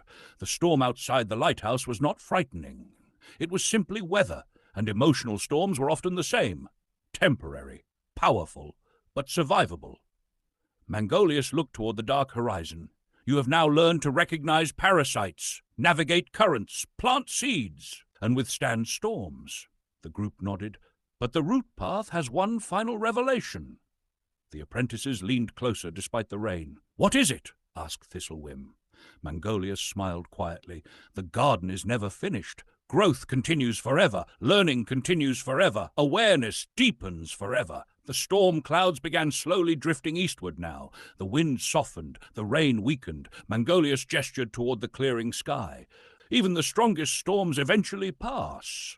The Fellowship watched the clouds part slowly above the ocean. Stars began appearing once again through the thinning clouds. Mangolius spoke softly. "Tomorrow we return to the harbour." The group looked curious. "For what?" asked Brindlehook. Mangolius smiled. "Graduation! Because the next chapter marks a major turning point in the book. The Fellowship will return to the Black Orchid Café and the Grand Amphitheatre for the moment when Mangolius formally recognizes them as root keepers." The storm had passed, but storms leave something behind. Clarity, and the Fellowship returned to the harbour with a deeper calm than when their journey began. Now Mangolius would show them what their learning truly meant. Chapter 16. The gardeners of the mind. Morning sunlight spread across the harbour like liquid gold. Ships rocked gently against their moorings. Fishermen shouted friendly greetings across the docks. Market stalls opened one by one as the town slowly awakened. The Black Orchid Café was already alive with conversation. But today the café felt different. Not because anything had changed in the building itself, but because the Fellowship had changed. Thistlewhim noticed it first. The noise swarm that once buzzed constantly in her mind had grown quieter. Not gone, but quieter. Mossmere felt it too. Her thoughts about winter crops no longer spiraled into endless worry. They simply appeared, then settled. Brindlehook realized something even stranger. He no longer compared every action he took with someone else's success. He simply focused on doing his work well. Calderquill still imagined storms, but now he studied them calmly rather than fearing them.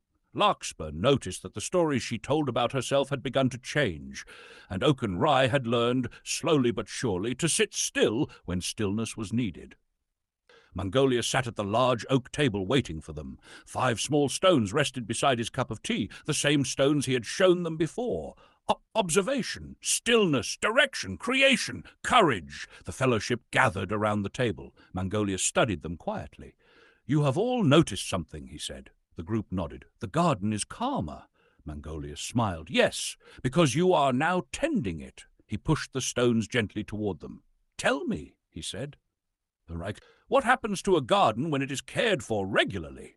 "It thrives," Mosmere said, "and weeds appear less often," added Thistlewhim.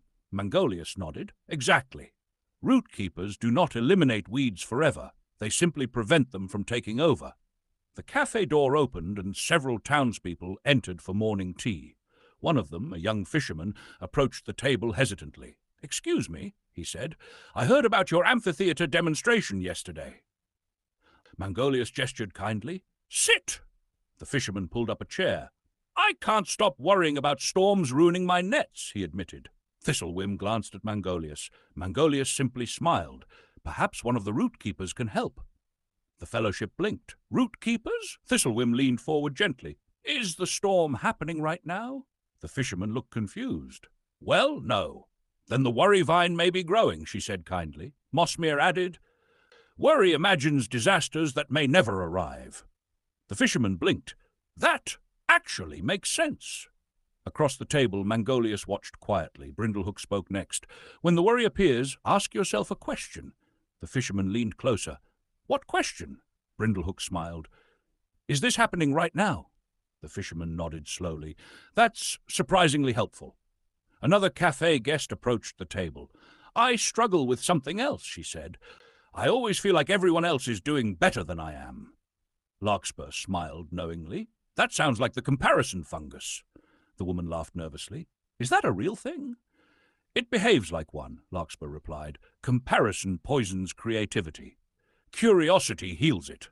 The woman looked thoughtful. "Curiosity?" "Yes," Larkspur said. "Instead of asking why you are worse, ask how they learned." Mangolius leaned back in his chair. The fellowship had begun teaching without even realizing it. Ideas flowed easily between them and the cafe guests. Seeds were being planted. The mental ecosystem of the room had already begun to shift. Mangolius finally spoke. "You see now what root keepers do." The fellowship turned toward him. "You do not control people. You do not force beliefs. You simply plant better seeds." Thistlewhim looked around the cafe. "So influence is gardening." Mangolius nodded. "Yes. Conversation is planting. Encouragement is watering. Curiosity is sunlight." The cafe had grown lively now. People discussed ideas, shared stories, asked questions. Mangolius stood slowly. "It is time." The fellowship looked puzzled. "For what?" asked Oaken Rye. Mangolius smiled. "For the final gathering." Later that evening, the fellowship stood once more in the grand amphitheater of echoes, the same place where they had first witnessed belief shaping reality. But this time the crowd had gathered to hear something different. Not a lesson, a recognition. Mangolius stepped to the center of the stage. "The root path teaches that every mind is a garden, and every person can learn to cultivate it." He gestured toward the fellowship standing beside him. "These apprentices have studied the parasites of attention, the currents of belief, the echoes of expectation, the storms of emotion, and the discipline of cultivation." He paused. "And today, they become root keepers." The amphitheater erupted into applause, but the fellowship felt something deeper than pride, responsibility, because now they understood something most people never noticed. The world itself was a garden of minds, and every thought, every conversation, every idea planted something. Mangolius raised his hand one final time. "The root path does not end here, because the garden of the mind is infinite. Every day offers new seeds. New growth, new discovery." The sun set slowly behind the amphitheater hills. Lanterns were lit along the stone steps. The fellowship stood quietly together as the crowd slowly dispersed. Thistlewhim whispered, "So the journey never really ends." Mangolius smiled gently. "No, it simply deepens." And somewhere beyond the harbour, beyond the forests, beyond the shifting tides of the sea, new gardens waited to be discovered, new minds waited to awaken. And the root keepers would carry the teachings wherever seeds of awareness were ready to grow. The fellowship had now become root keepers, but Mangolius knew something they were only beginning to realize. The garden of the mind does not end at the edges of one person. Entire societies are gardens, and most people never notice the structures shaping them. Chapter 17.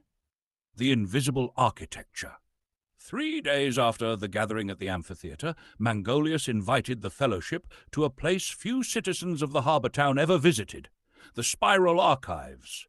The archives stood at the highest hill above the harbour, a circular stone structure whose walls curved inward like the coils of a great shell. Scholars had stored centuries of maps, histories, inventions, philosophies, and experiments inside its quiet halls. Thistlewhim had heard of the archives many times, but stepping inside them felt like entering the memory of civilization itself. Shelves rose in tall spirals along the walls. Scrolls and books filled every alcove. Old instruments, charts, and mechanical devices rested beneath glass cases, and in the center of the great hall stood a massive circular table. Mangolius waited there. "Welcome," he said calmly. "Today we study architecture." Brindlehook looked puzzled. "This doesn't look like a building lesson." Mangolius smiled slightly. "That is because the architecture we are studying cannot be seen."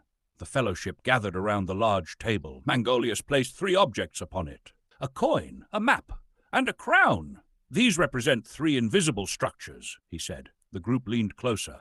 Mangolius pointed first to the coin. "Money, then the map, borders, then the crown. Authority," he looked at them carefully. "These things appear physical, but their power comes from something else." Calderquill spoke thoughtfully. "Belief," Mangolius nodded. "Yes, money has value because people believe it does. Borders exist because people agree they exist. Authority exists because people recognize it." Thistlewhim frowned slightly. "So societies run on shared belief," Mangolius smiled. "Exactly. These are collective belief systems." He gestured toward the shelves around them. "Civilizations are built on them." He picked up the coin again.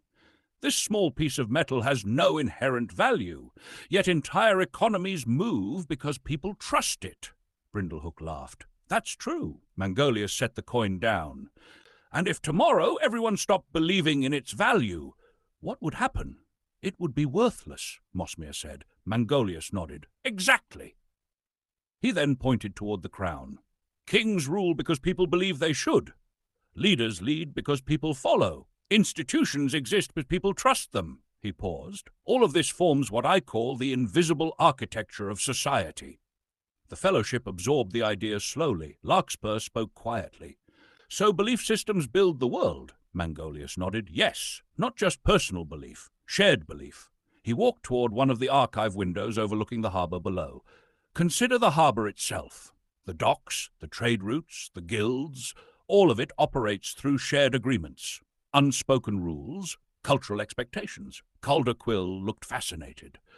"So societies function like massive belief ecosystems?"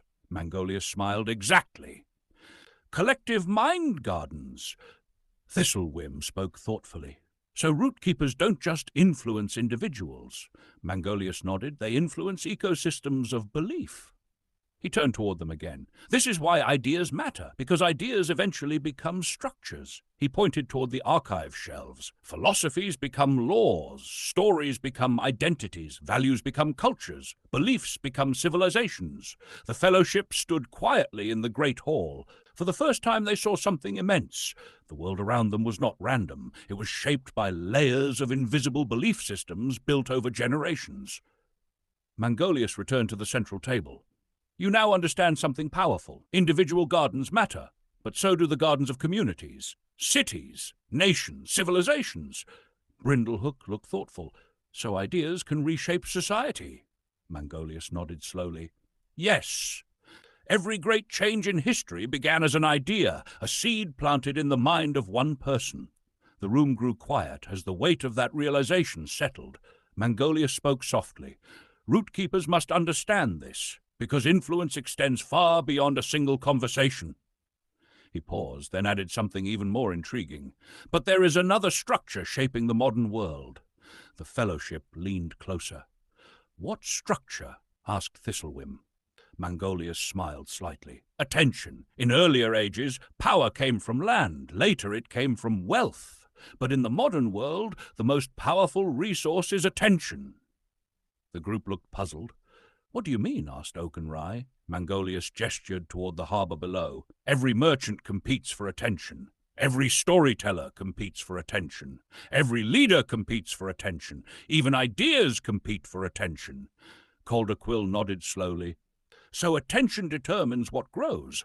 Mangolius smiled. Yes, just like sunlight in a garden. He spoke quietly. And that is why the next lesson is so important. The fellowship leaned forward. What lesson? Asked Mossmere. Mangolius answered. The attention economy. The fellowship had begun to see the world differently. Thoughts shaped lives, beliefs shaped communities, ideas shaped civilizations. But Mangolius had hinted that something else shaped all of them, something subtle, something constantly traded, something everyone used without realizing its value. Chapter 18. The Attention Economy. The harbour market district was the loudest place in the entire town. Voices rose in dozens of conversations at once. Merchants called out to passing customers. Musicians played lively tunes beside food stalls. Sailors laughed loudly near crates of newly arrived cargo. Bright fabrics fluttered in the breeze. Spices scented the air. Glass lanterns glittered in the sunlight. If the spiral archives held the quiet memory of civilization, the market held its living pulse. Mangolius led the fellowship into the crowd. Observe carefully, he said. They walked slowly through the busy market streets. Everywhere people were trying to attract attention. A baker displayed fresh loaves in a carefully arranged pyramid. A storyteller stood on a crate, dramatically describing a sea monster sighting. A jeweler polished rings until they flashed brightly in the sunlight. A merchant waved colourful banners above his stall. Thistlewhim looked amazed. Everyone is competing, Mangolius nodded. Yes, for attention. He gestured toward the crowd. Notice something. Every merchant wants you to look. Every performer wants you to listen. Every seller wants you to notice. Brindlehook laughed. Of course they do, Mangolius smiled. And what happens after they get attention? People buy things, Mossmere said. Exactly, Mangolius nodded. Attention precedes exchange. He stopped beside a fruit vendor. The vendor offered bright slices of citrus fruit to passing customers. Free samples! He called. People gathered quickly. Mangolius turned to the fellowship. First attention, then interest, then action. Calder Quill nodded thoughtfully. So attention drives commerce, Mangolius smiled. Yes, but commerce is only one example. He gestured toward the storyteller still speaking dramatically across the street. Attention also drives ideas. They walked closer. The storyteller's tale had drawn a crowd of curious listeners. Children sat cross-legged near the front. Adults leaned forward, fascinated. Mangolius whispered, That story is now shaping belief. How? Asked Thistlewhim. Mangolius replied quietly, Whatever receives attention grows in influence. The fellowship paused as the storyteller described a dangerous sea creature lurking near the coast. Several listeners gasped. Others looked worried. Brindlehook chuckled. That creature probably doesn't exist. Mangolius nodded. Perhaps. But attention is making the idea powerful. The group walked further into the market. Mangolius spoke calmly as they moved. In earlier lessons you learned that attention feeds mental gardens. But now you must see something larger. He gestured broadly toward the entire market. Attention feeds cultures. The fellowship absorbed the words slowly. Mangolius continued, Whatever a society focuses on grows stronger. Fear, opportunity, innovation, conflict, hope, all are amplified by attention. Mossmere looked thoughtful. So attention determines cultural direction. Mangolius nodded. Yes, societies grow what they focus on. They passed a group of young inventors demonstrating a new fishing tool. A small crowd gathered quickly around them. Calder Quill smiled. Attention is helping that invention spread. Mangolius nodded. Exactly. Thistlewhim looked curious. So attention is like sunlight in a giant garden. Mangolius smiled. Precisely. Where attention shines, growth follows. He then spoke a powerful truth, which means something important. The group leaned closer. Controlling your attention means controlling your growth. Oakenrye nodded slowly. So if people constantly focus on negativity, that grows, Mangolius said. And if they focus on creativity, that grows. The market noise continued around them, but the fellowship now heard it differently. Not just noise, but competing signals. Every voice trying to capture attention. Every idea seeking sunlight. Mangolius turned to them again. The modern world has become an enormous attention marketplace. Stories compete. News competes. Entertainment competes. Opinions compete. Brindlehook scratched his beard. So attention is the most valuable resource. Mangolius nodded. Yes, and most people give it away carelessly. Thistlewhim looked thoughtful. So root keepers must guard attention carefully. Mangolius smiled.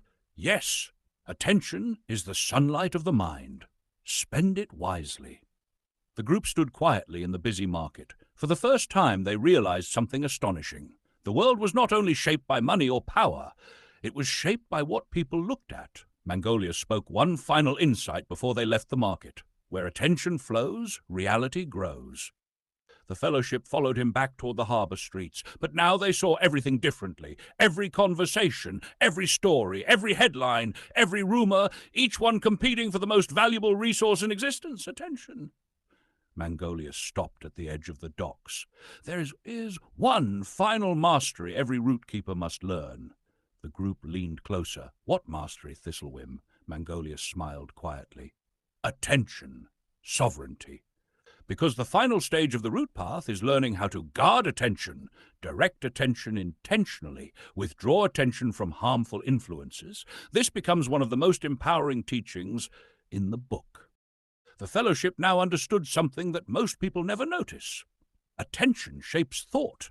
Thought shapes belief. Belief shapes action. Action shapes reality. But Mangolius had warned them that one final mastery remained. Learning not only to observe attention, but to govern it.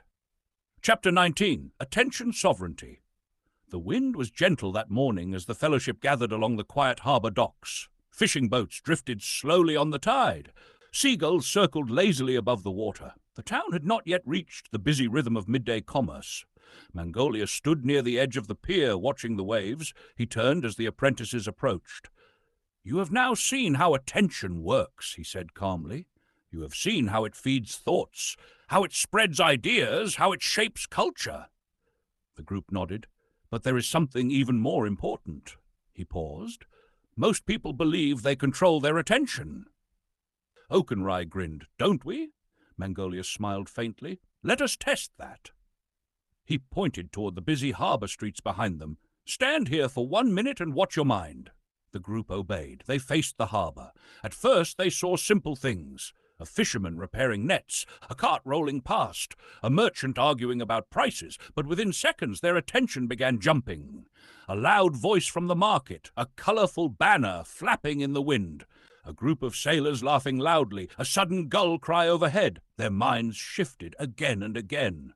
When the minute ended, Mangolius spoke. What happened? Thistlewhim sighed. My attention kept jumping everywhere. Brindlehook nodded. Mine too. Mangolius smiled. Yes, because attention is constantly being pulled.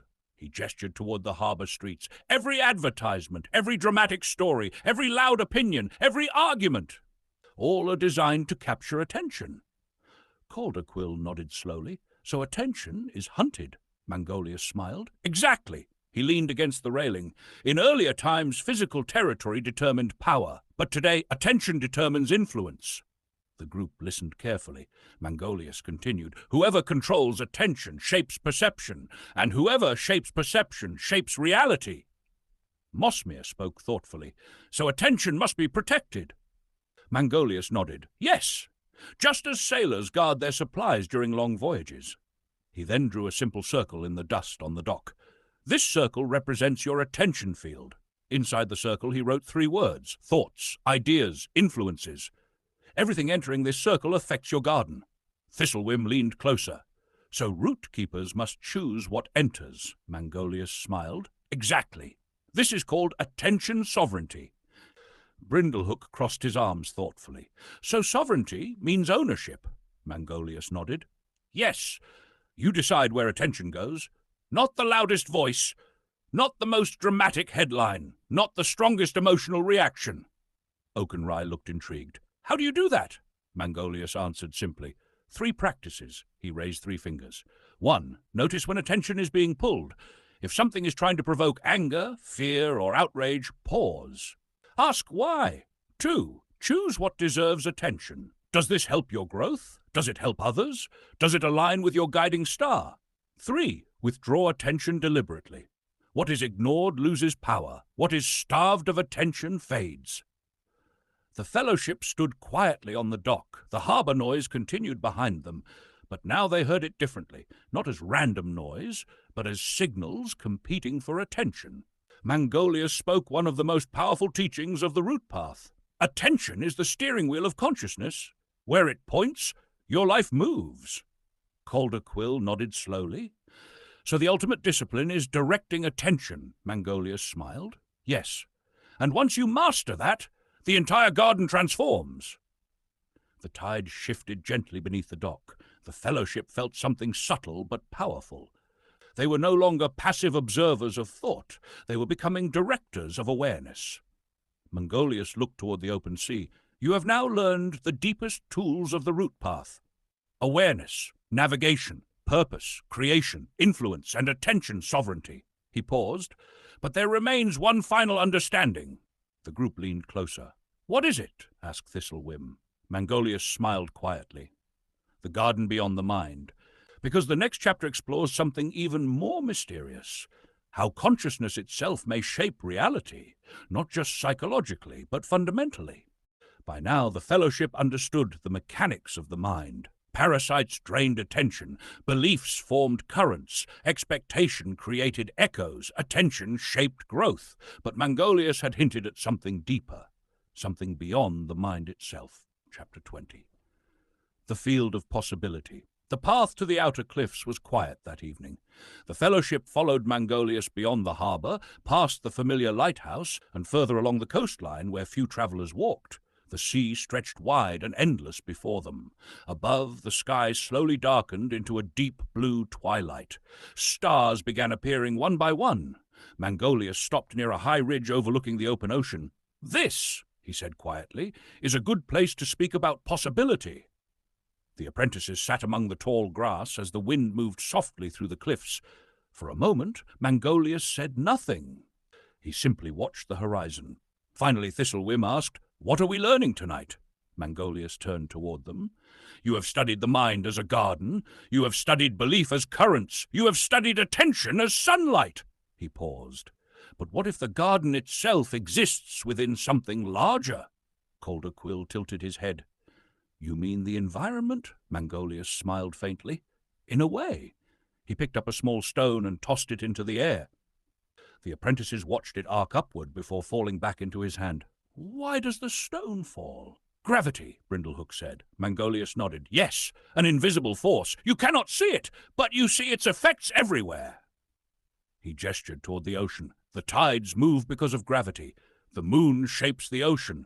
Planets move in predictable patterns, all guided by invisible forces. The group nodded. Mangolius continued. What if consciousness also interacts with invisible fields? Thistlewhim frowned slightly. You mean thoughts affect reality? Mangolius smiled. Not in the way many people imagine. He knelt and drew a circle in the sand. This represents the field of possibility. Inside the circle he drew many small dots. These dots represent potential outcomes. The fellowship leaned closer. Mangolius spoke slowly. Before a decision is made, many outcomes are possible. Before an invention exists, many ideas are possible. Before a discovery happens, many paths exist. He pointed to the dots. Attention selects among possibilities. Belief strengthens certain paths. Action collapses possibility into reality. The group stared at the drawing. Calder Quill spoke quietly. That sounds like navigation through possibility. Mangolius smiled. Yes, exactly.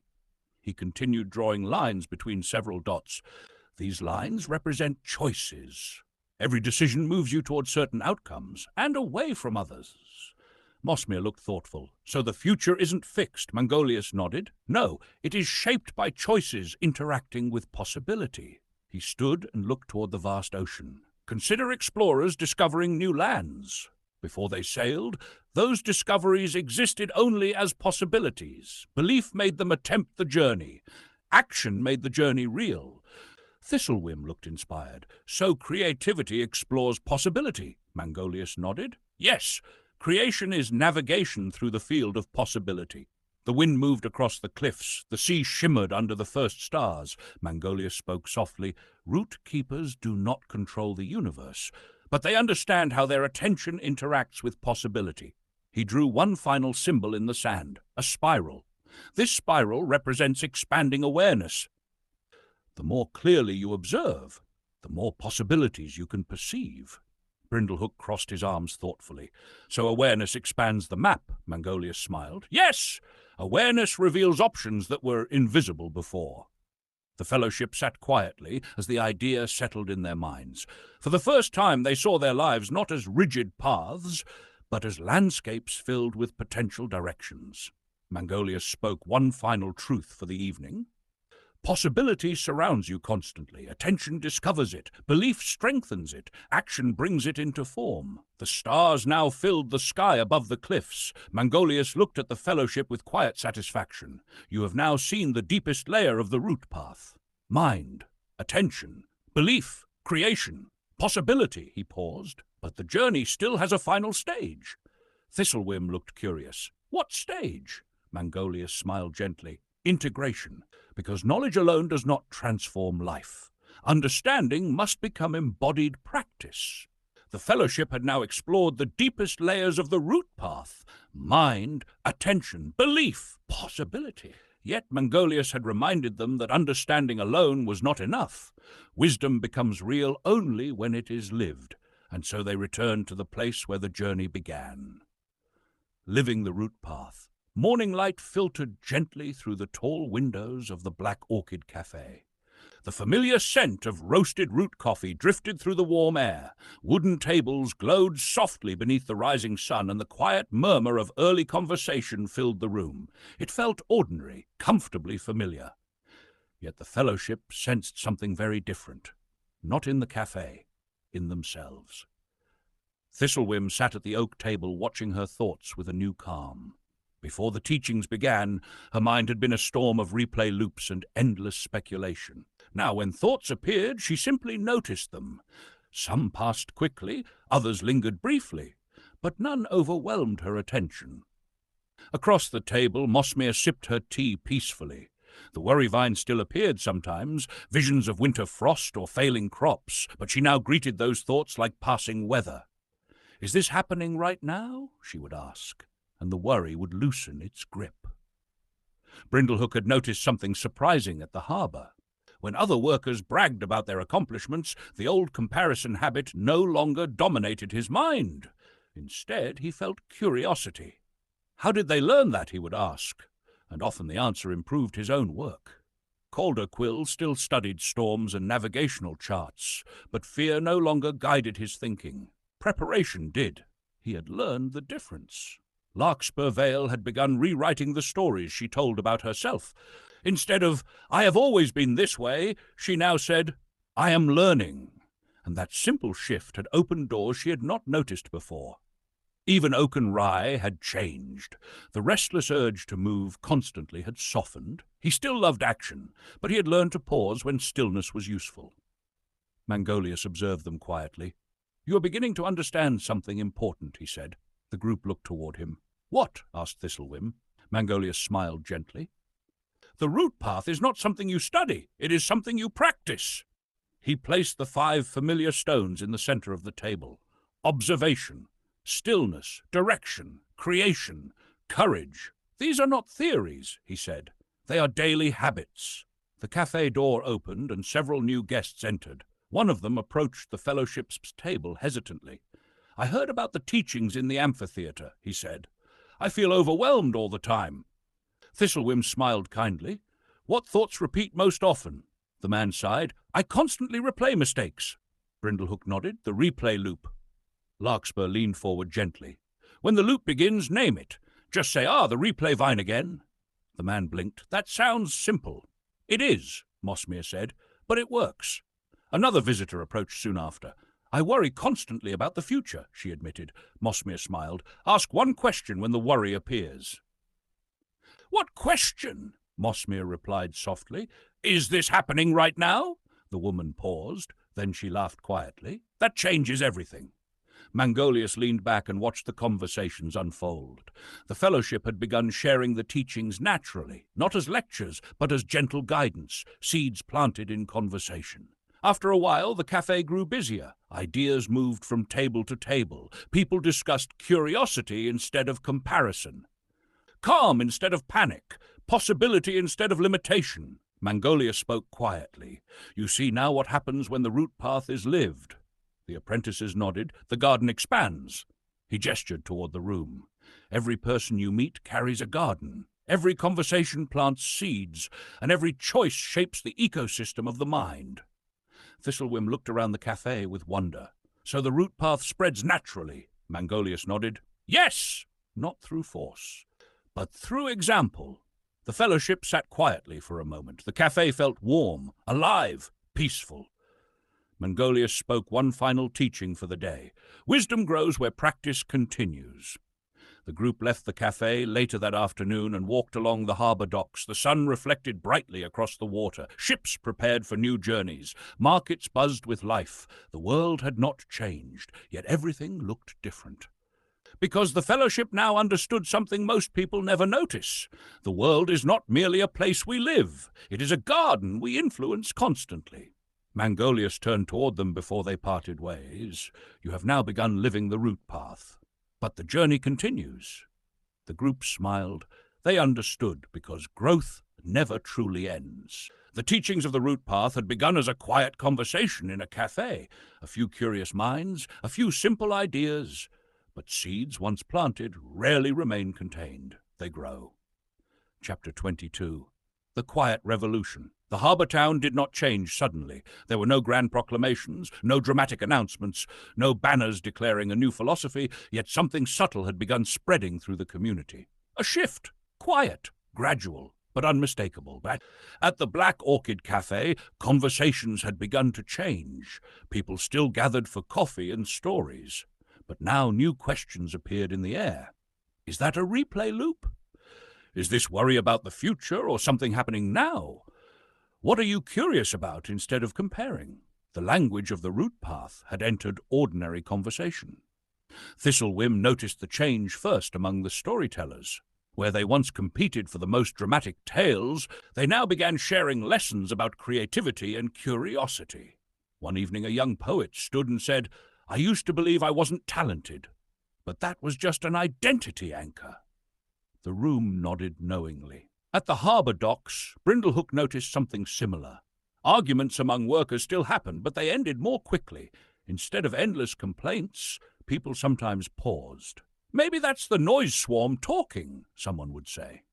And the tension would soften. Mosmere saw the shift in the terraces. Gardeners began sharing ideas instead of competing. Curiosity replaced comparison, and harvests improved because knowledge flowed more freely. Calderquill observed something fascinating among the sailors. Storm forecasts were still discussed seriously, but panic had decreased. Sailors now spoke calmly about preparation rather than imagining disasters. The worry vine had lost much of its power. Larkspur noticed the transformation in storytelling. People began rewriting the stories they told about themselves. I've always been unlucky became I'm learning new ways to navigate life. Small words, but powerful changes. Even Oakenrye saw it in the market district. Merchants began experimenting more creatively. Inventors shared designs instead of hiding them.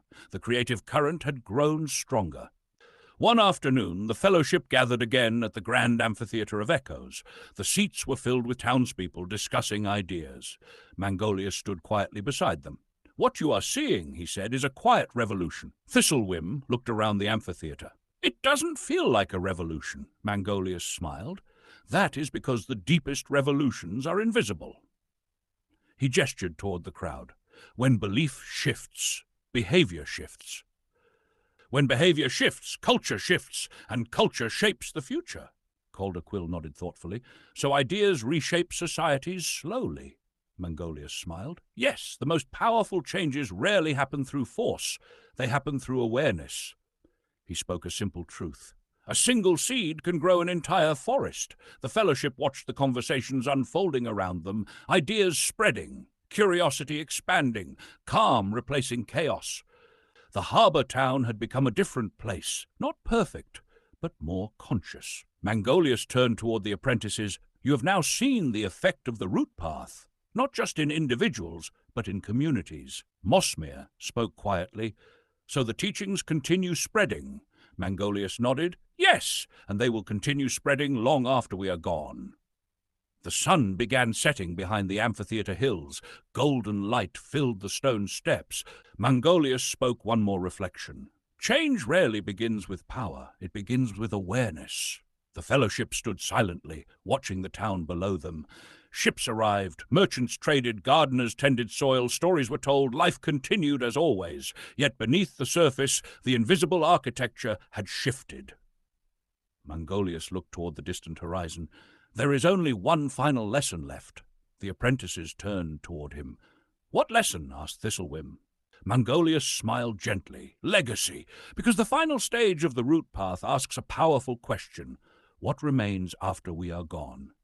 The harbour town had begun changing quietly. Ideas had spread through cafes, gardens, workshops, and docks.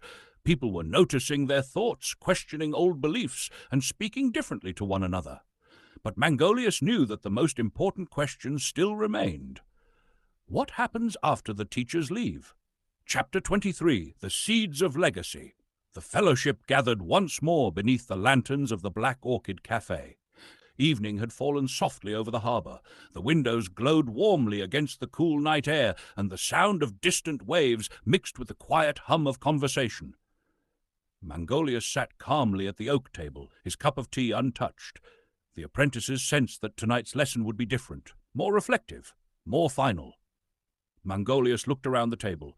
You have learned to tend the garden of the mind, he said. You understand attention. You understand belief. You understand creation and influence. The fellowship nodded. But now I ask you a deeper question. He leaned forward slightly. What remains after a gardener leaves the garden? The group sat silently for a moment. Finally, Mosmere spoke. The plants continue growing. Mangolius nodded. Yes, and the seeds continue spreading. He picked up a small pouch from his satchel and poured several tiny seeds onto the table. These seeds may become trees, he said. Those trees may produce thousands of new seeds, and eventually entire forests may grow. The group watched the seeds carefully. Mangolius continued. Legacy works the same way. He looked around the cafe. Every idea you share becomes a seed. Every encouragement you offer becomes a seed. Every moment of calm you demonstrate becomes a seed. Thistlewhim spoke thoughtfully. So legacy is not only about great achievements. Mangolius smiled. No.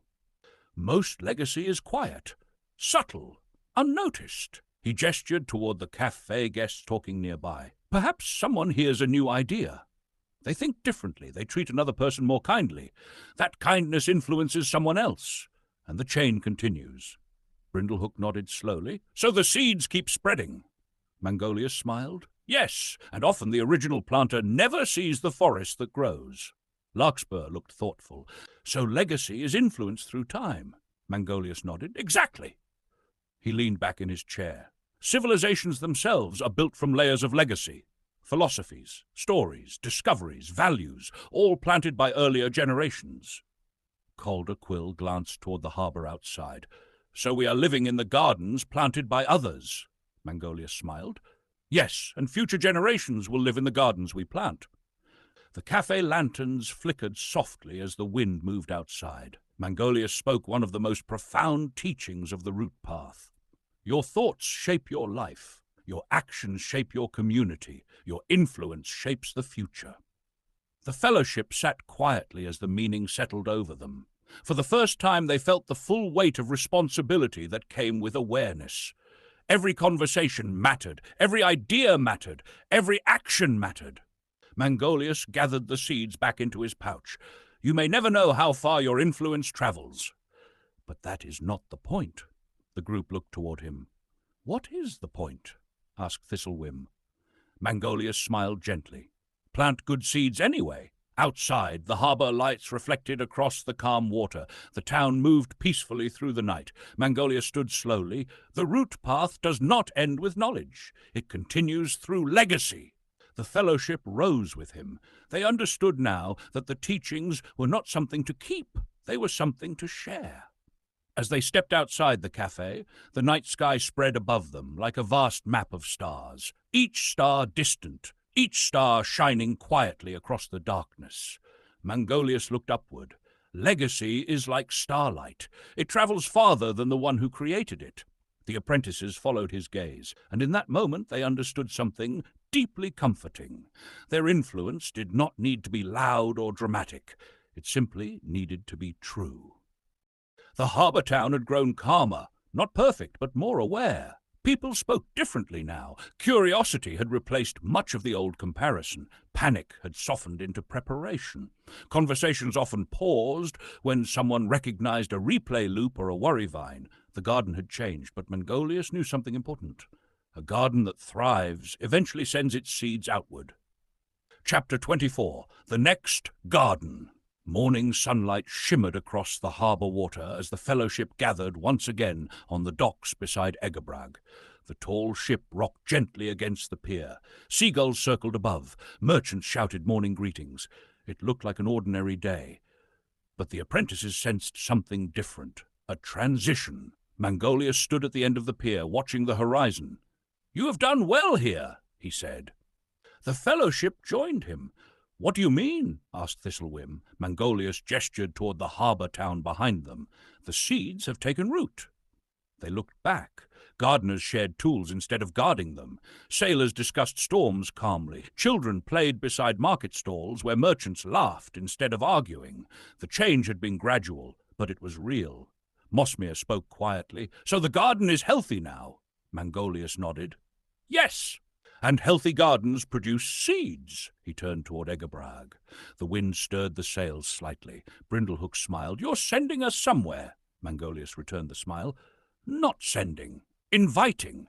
He walked slowly along the pier. "Beyond this harbour are many towns, many communities, many mines, many gardens waiting for cultivation."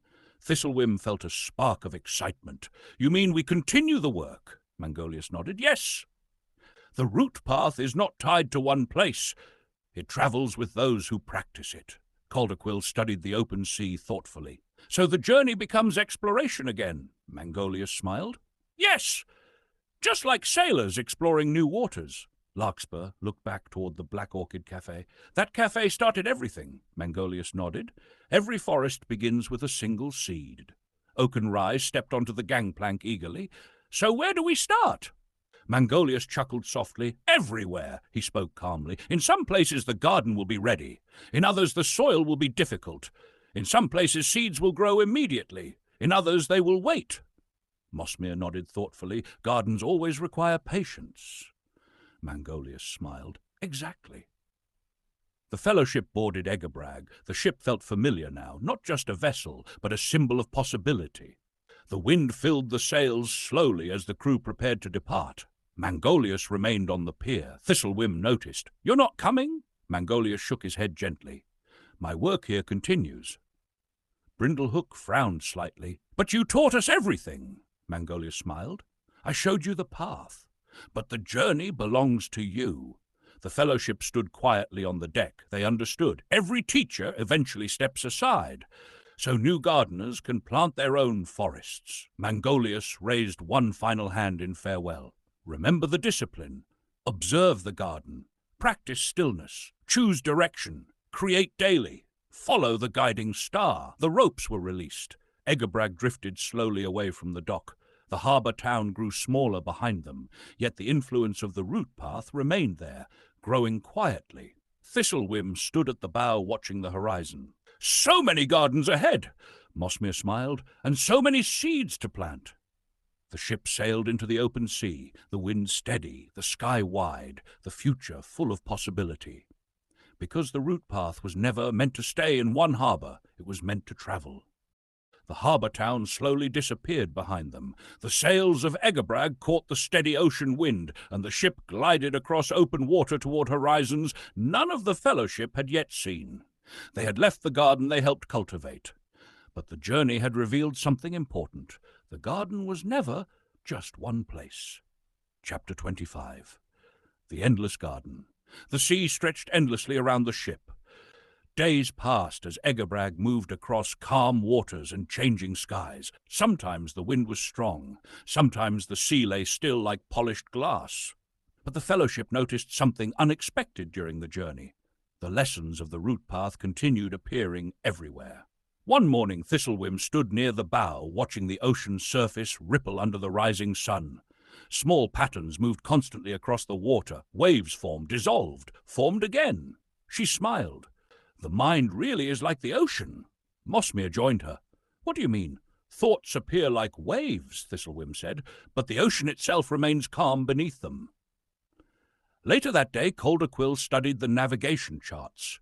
He noticed something fascinating. Ocean currents changed gradually across different regions, but the principles of navigation remained the same. He laughed quietly. The currents change, he said, but the art of navigation never does. Brindlehook spent time working alongside the ship's crew. He noticed something similar there. Every sailor had a different personality, different habits, different beliefs. Yet the discipline of sailing remained universal. Attention, adjustment, awareness. Even Oakenrye noticed something unusual. For the first time in his life, long stretches of quiet did not make him restless. Instead, they felt peaceful. The noise swarm still appeared occasionally, but it no longer controlled him. One evening the fellowship gathered on the deck beneath a sky filled with stars. The ocean reflected the starlight like a second universe stretching beneath the ship. Larkspur spoke softly. "I think I finally understand something." The others turned toward her. "What?" asked Mosmere. "The garden never ends." Mangolius had said something similar before, but now the fellowship understood it differently. Not as an idea, as an experience. Larkspur continued. "Wherever people think, gardens exist. Every mind, every conversation," Calderquill nodded, "and every generation cultivates new soil." Mosmere smiled gently, "Which means learning never stops." Thistlewhim leaned against the railing and watched the endless stars. "The route path isn't just something we teach, it's something we continue discovering." The group fell silent for a while. The ship moved steadily through the quiet night. Finally Brindlehook spoke. "So the real journey never ends?" Mosmere nodded. "Yes, the garden keeps growing." At that moment the wind shifted slightly, and Egabrag adjusted her course. The ship continued forward through the vast sea of possibility. Thistlewhim whispered quietly, "I think Mangolius knew this all along." The others smiled. Of course he did. The route path had never been about reaching a destination. It was about awakening to the landscape itself. Larkspur spoke one final reflection. "The world isn't just a place we live. It's a garden we help cultivate." The fellowship watched the horizon together. New lands waited beyond it, new people, new ideas, new gardens, and wherever awareness appeared, the route path would grow. Chapter 26. The Circle of Gardeners. The voyage had taken them farther along the coast than any of them had expected. Egabrag sailed through stretches of ocean where the water darkened into deep cobalt blue, and the wind carried unfamiliar scents from distant shores. On the seventh evening, land appeared again. A narrow inlet opened between two cliffs, and a modest harbour revealed itself beneath the fading light of sunset. Lanterns were already glowing along the docks. A handful of fishing vessels bobbed quietly in the sheltered water. Smoke from evening cooking fires curled into the twilight. It was a small town, unremarkable at first glance. But Mangolius had once said something important. Every town contains gardens. Egabrag anchored quietly. The fellowship walked down the wooden pier into the town. The streets were simple and calm. Children played near the harbour steps. Merchants closed their stalls for the evening. A bell rang somewhere in the distance. Thistlewhim noticed a small gathering inside a cafe near the square. Lanterns hung above the doorway, and warm laughter drifted into the street. She smiled. "That looks familiar." Inside, the cafe felt comfortable and alive. Wooden tables circled a small hearth in the center of the room. Several townspeople sat talking quietly. The fellowship chose a table near the window. For a few moments, they simply listened. The conversations around them felt very much like the ones they had once heard back in their own harbor. Worries about work, stories about mistakes, complaints about difficult days. Nothing unusual, just ordinary minds at work. A fisherman sitting nearby eventually glanced toward them. "You travellers?" he asked.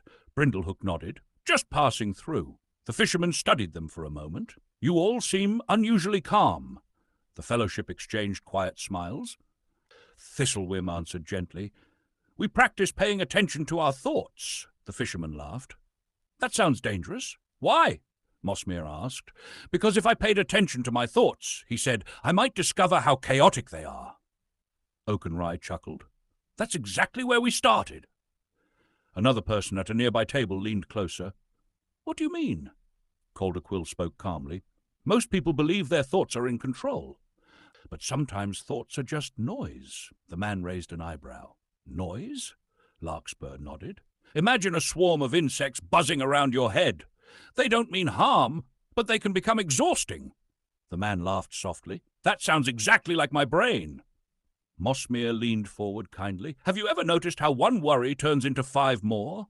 The fisherman nodded immediately. "All the time." "That's the worry vine," she said gently. "Worry tends to grow in clusters." A young woman sitting near the hearth joined the conversation. "I always think about things I should have said differently." Thistlewhim smiled. "That's a replay loop." "What's that?" "Your mind replaying the same scene over and over." The woman blinked. "That happens constantly." Soon several people in the cafe were listening. Questions began appearing naturally. "How do you stop overthinking?"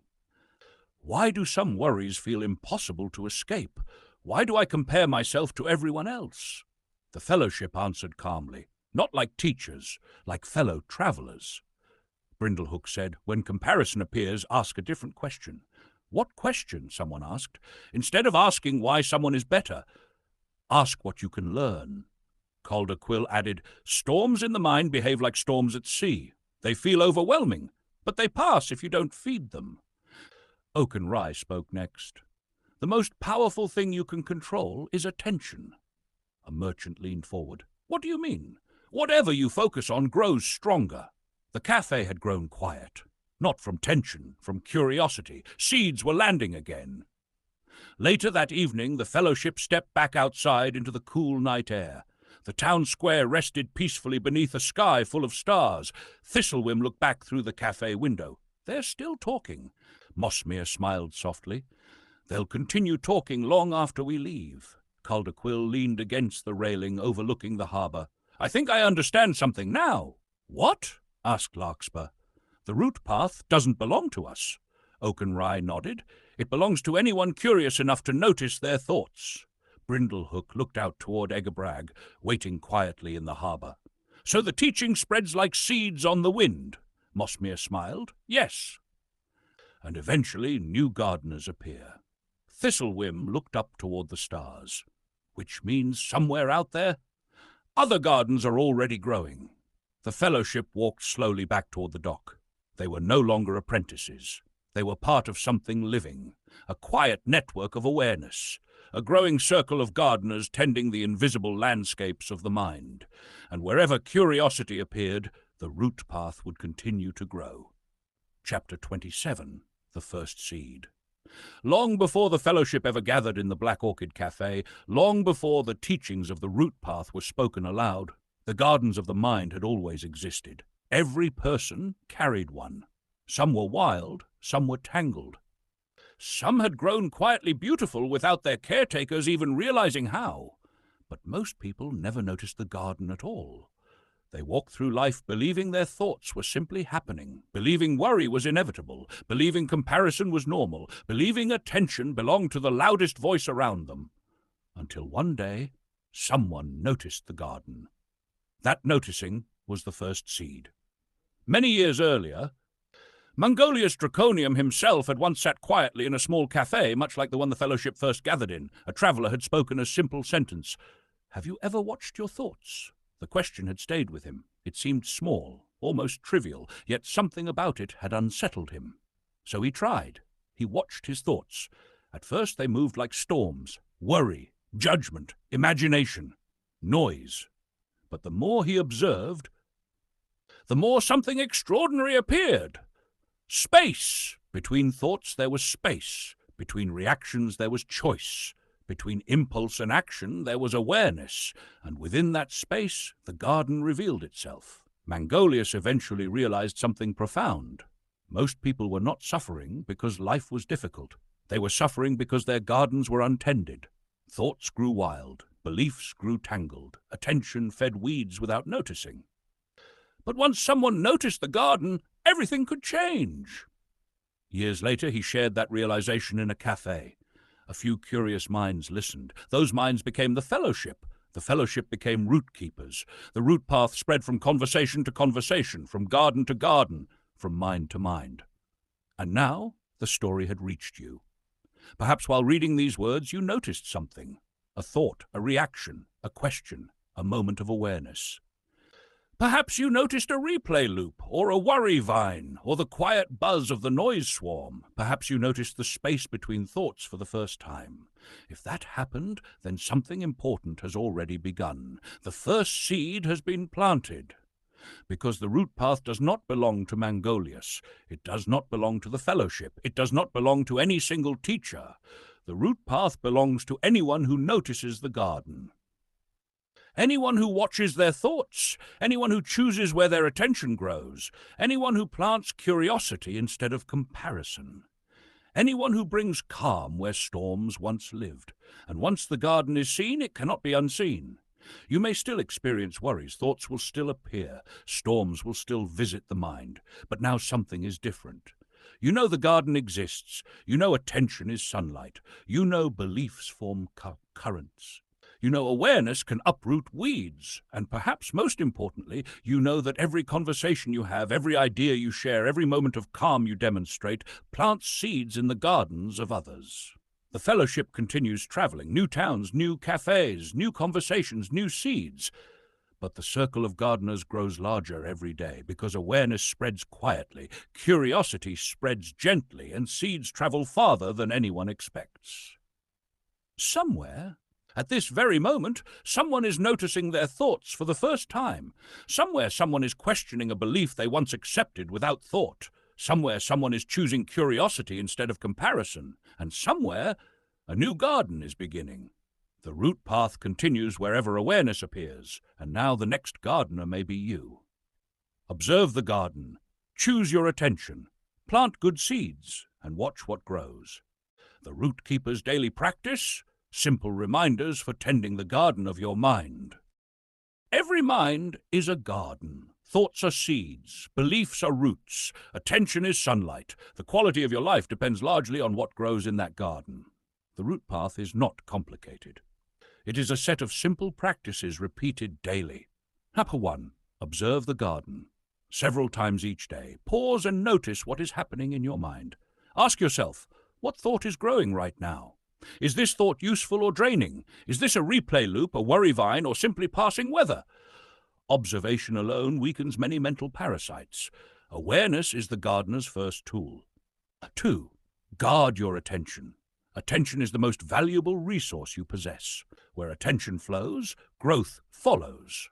Before giving attention to something, ask, does this help me grow? Does this help others grow? Does this align with my guiding star?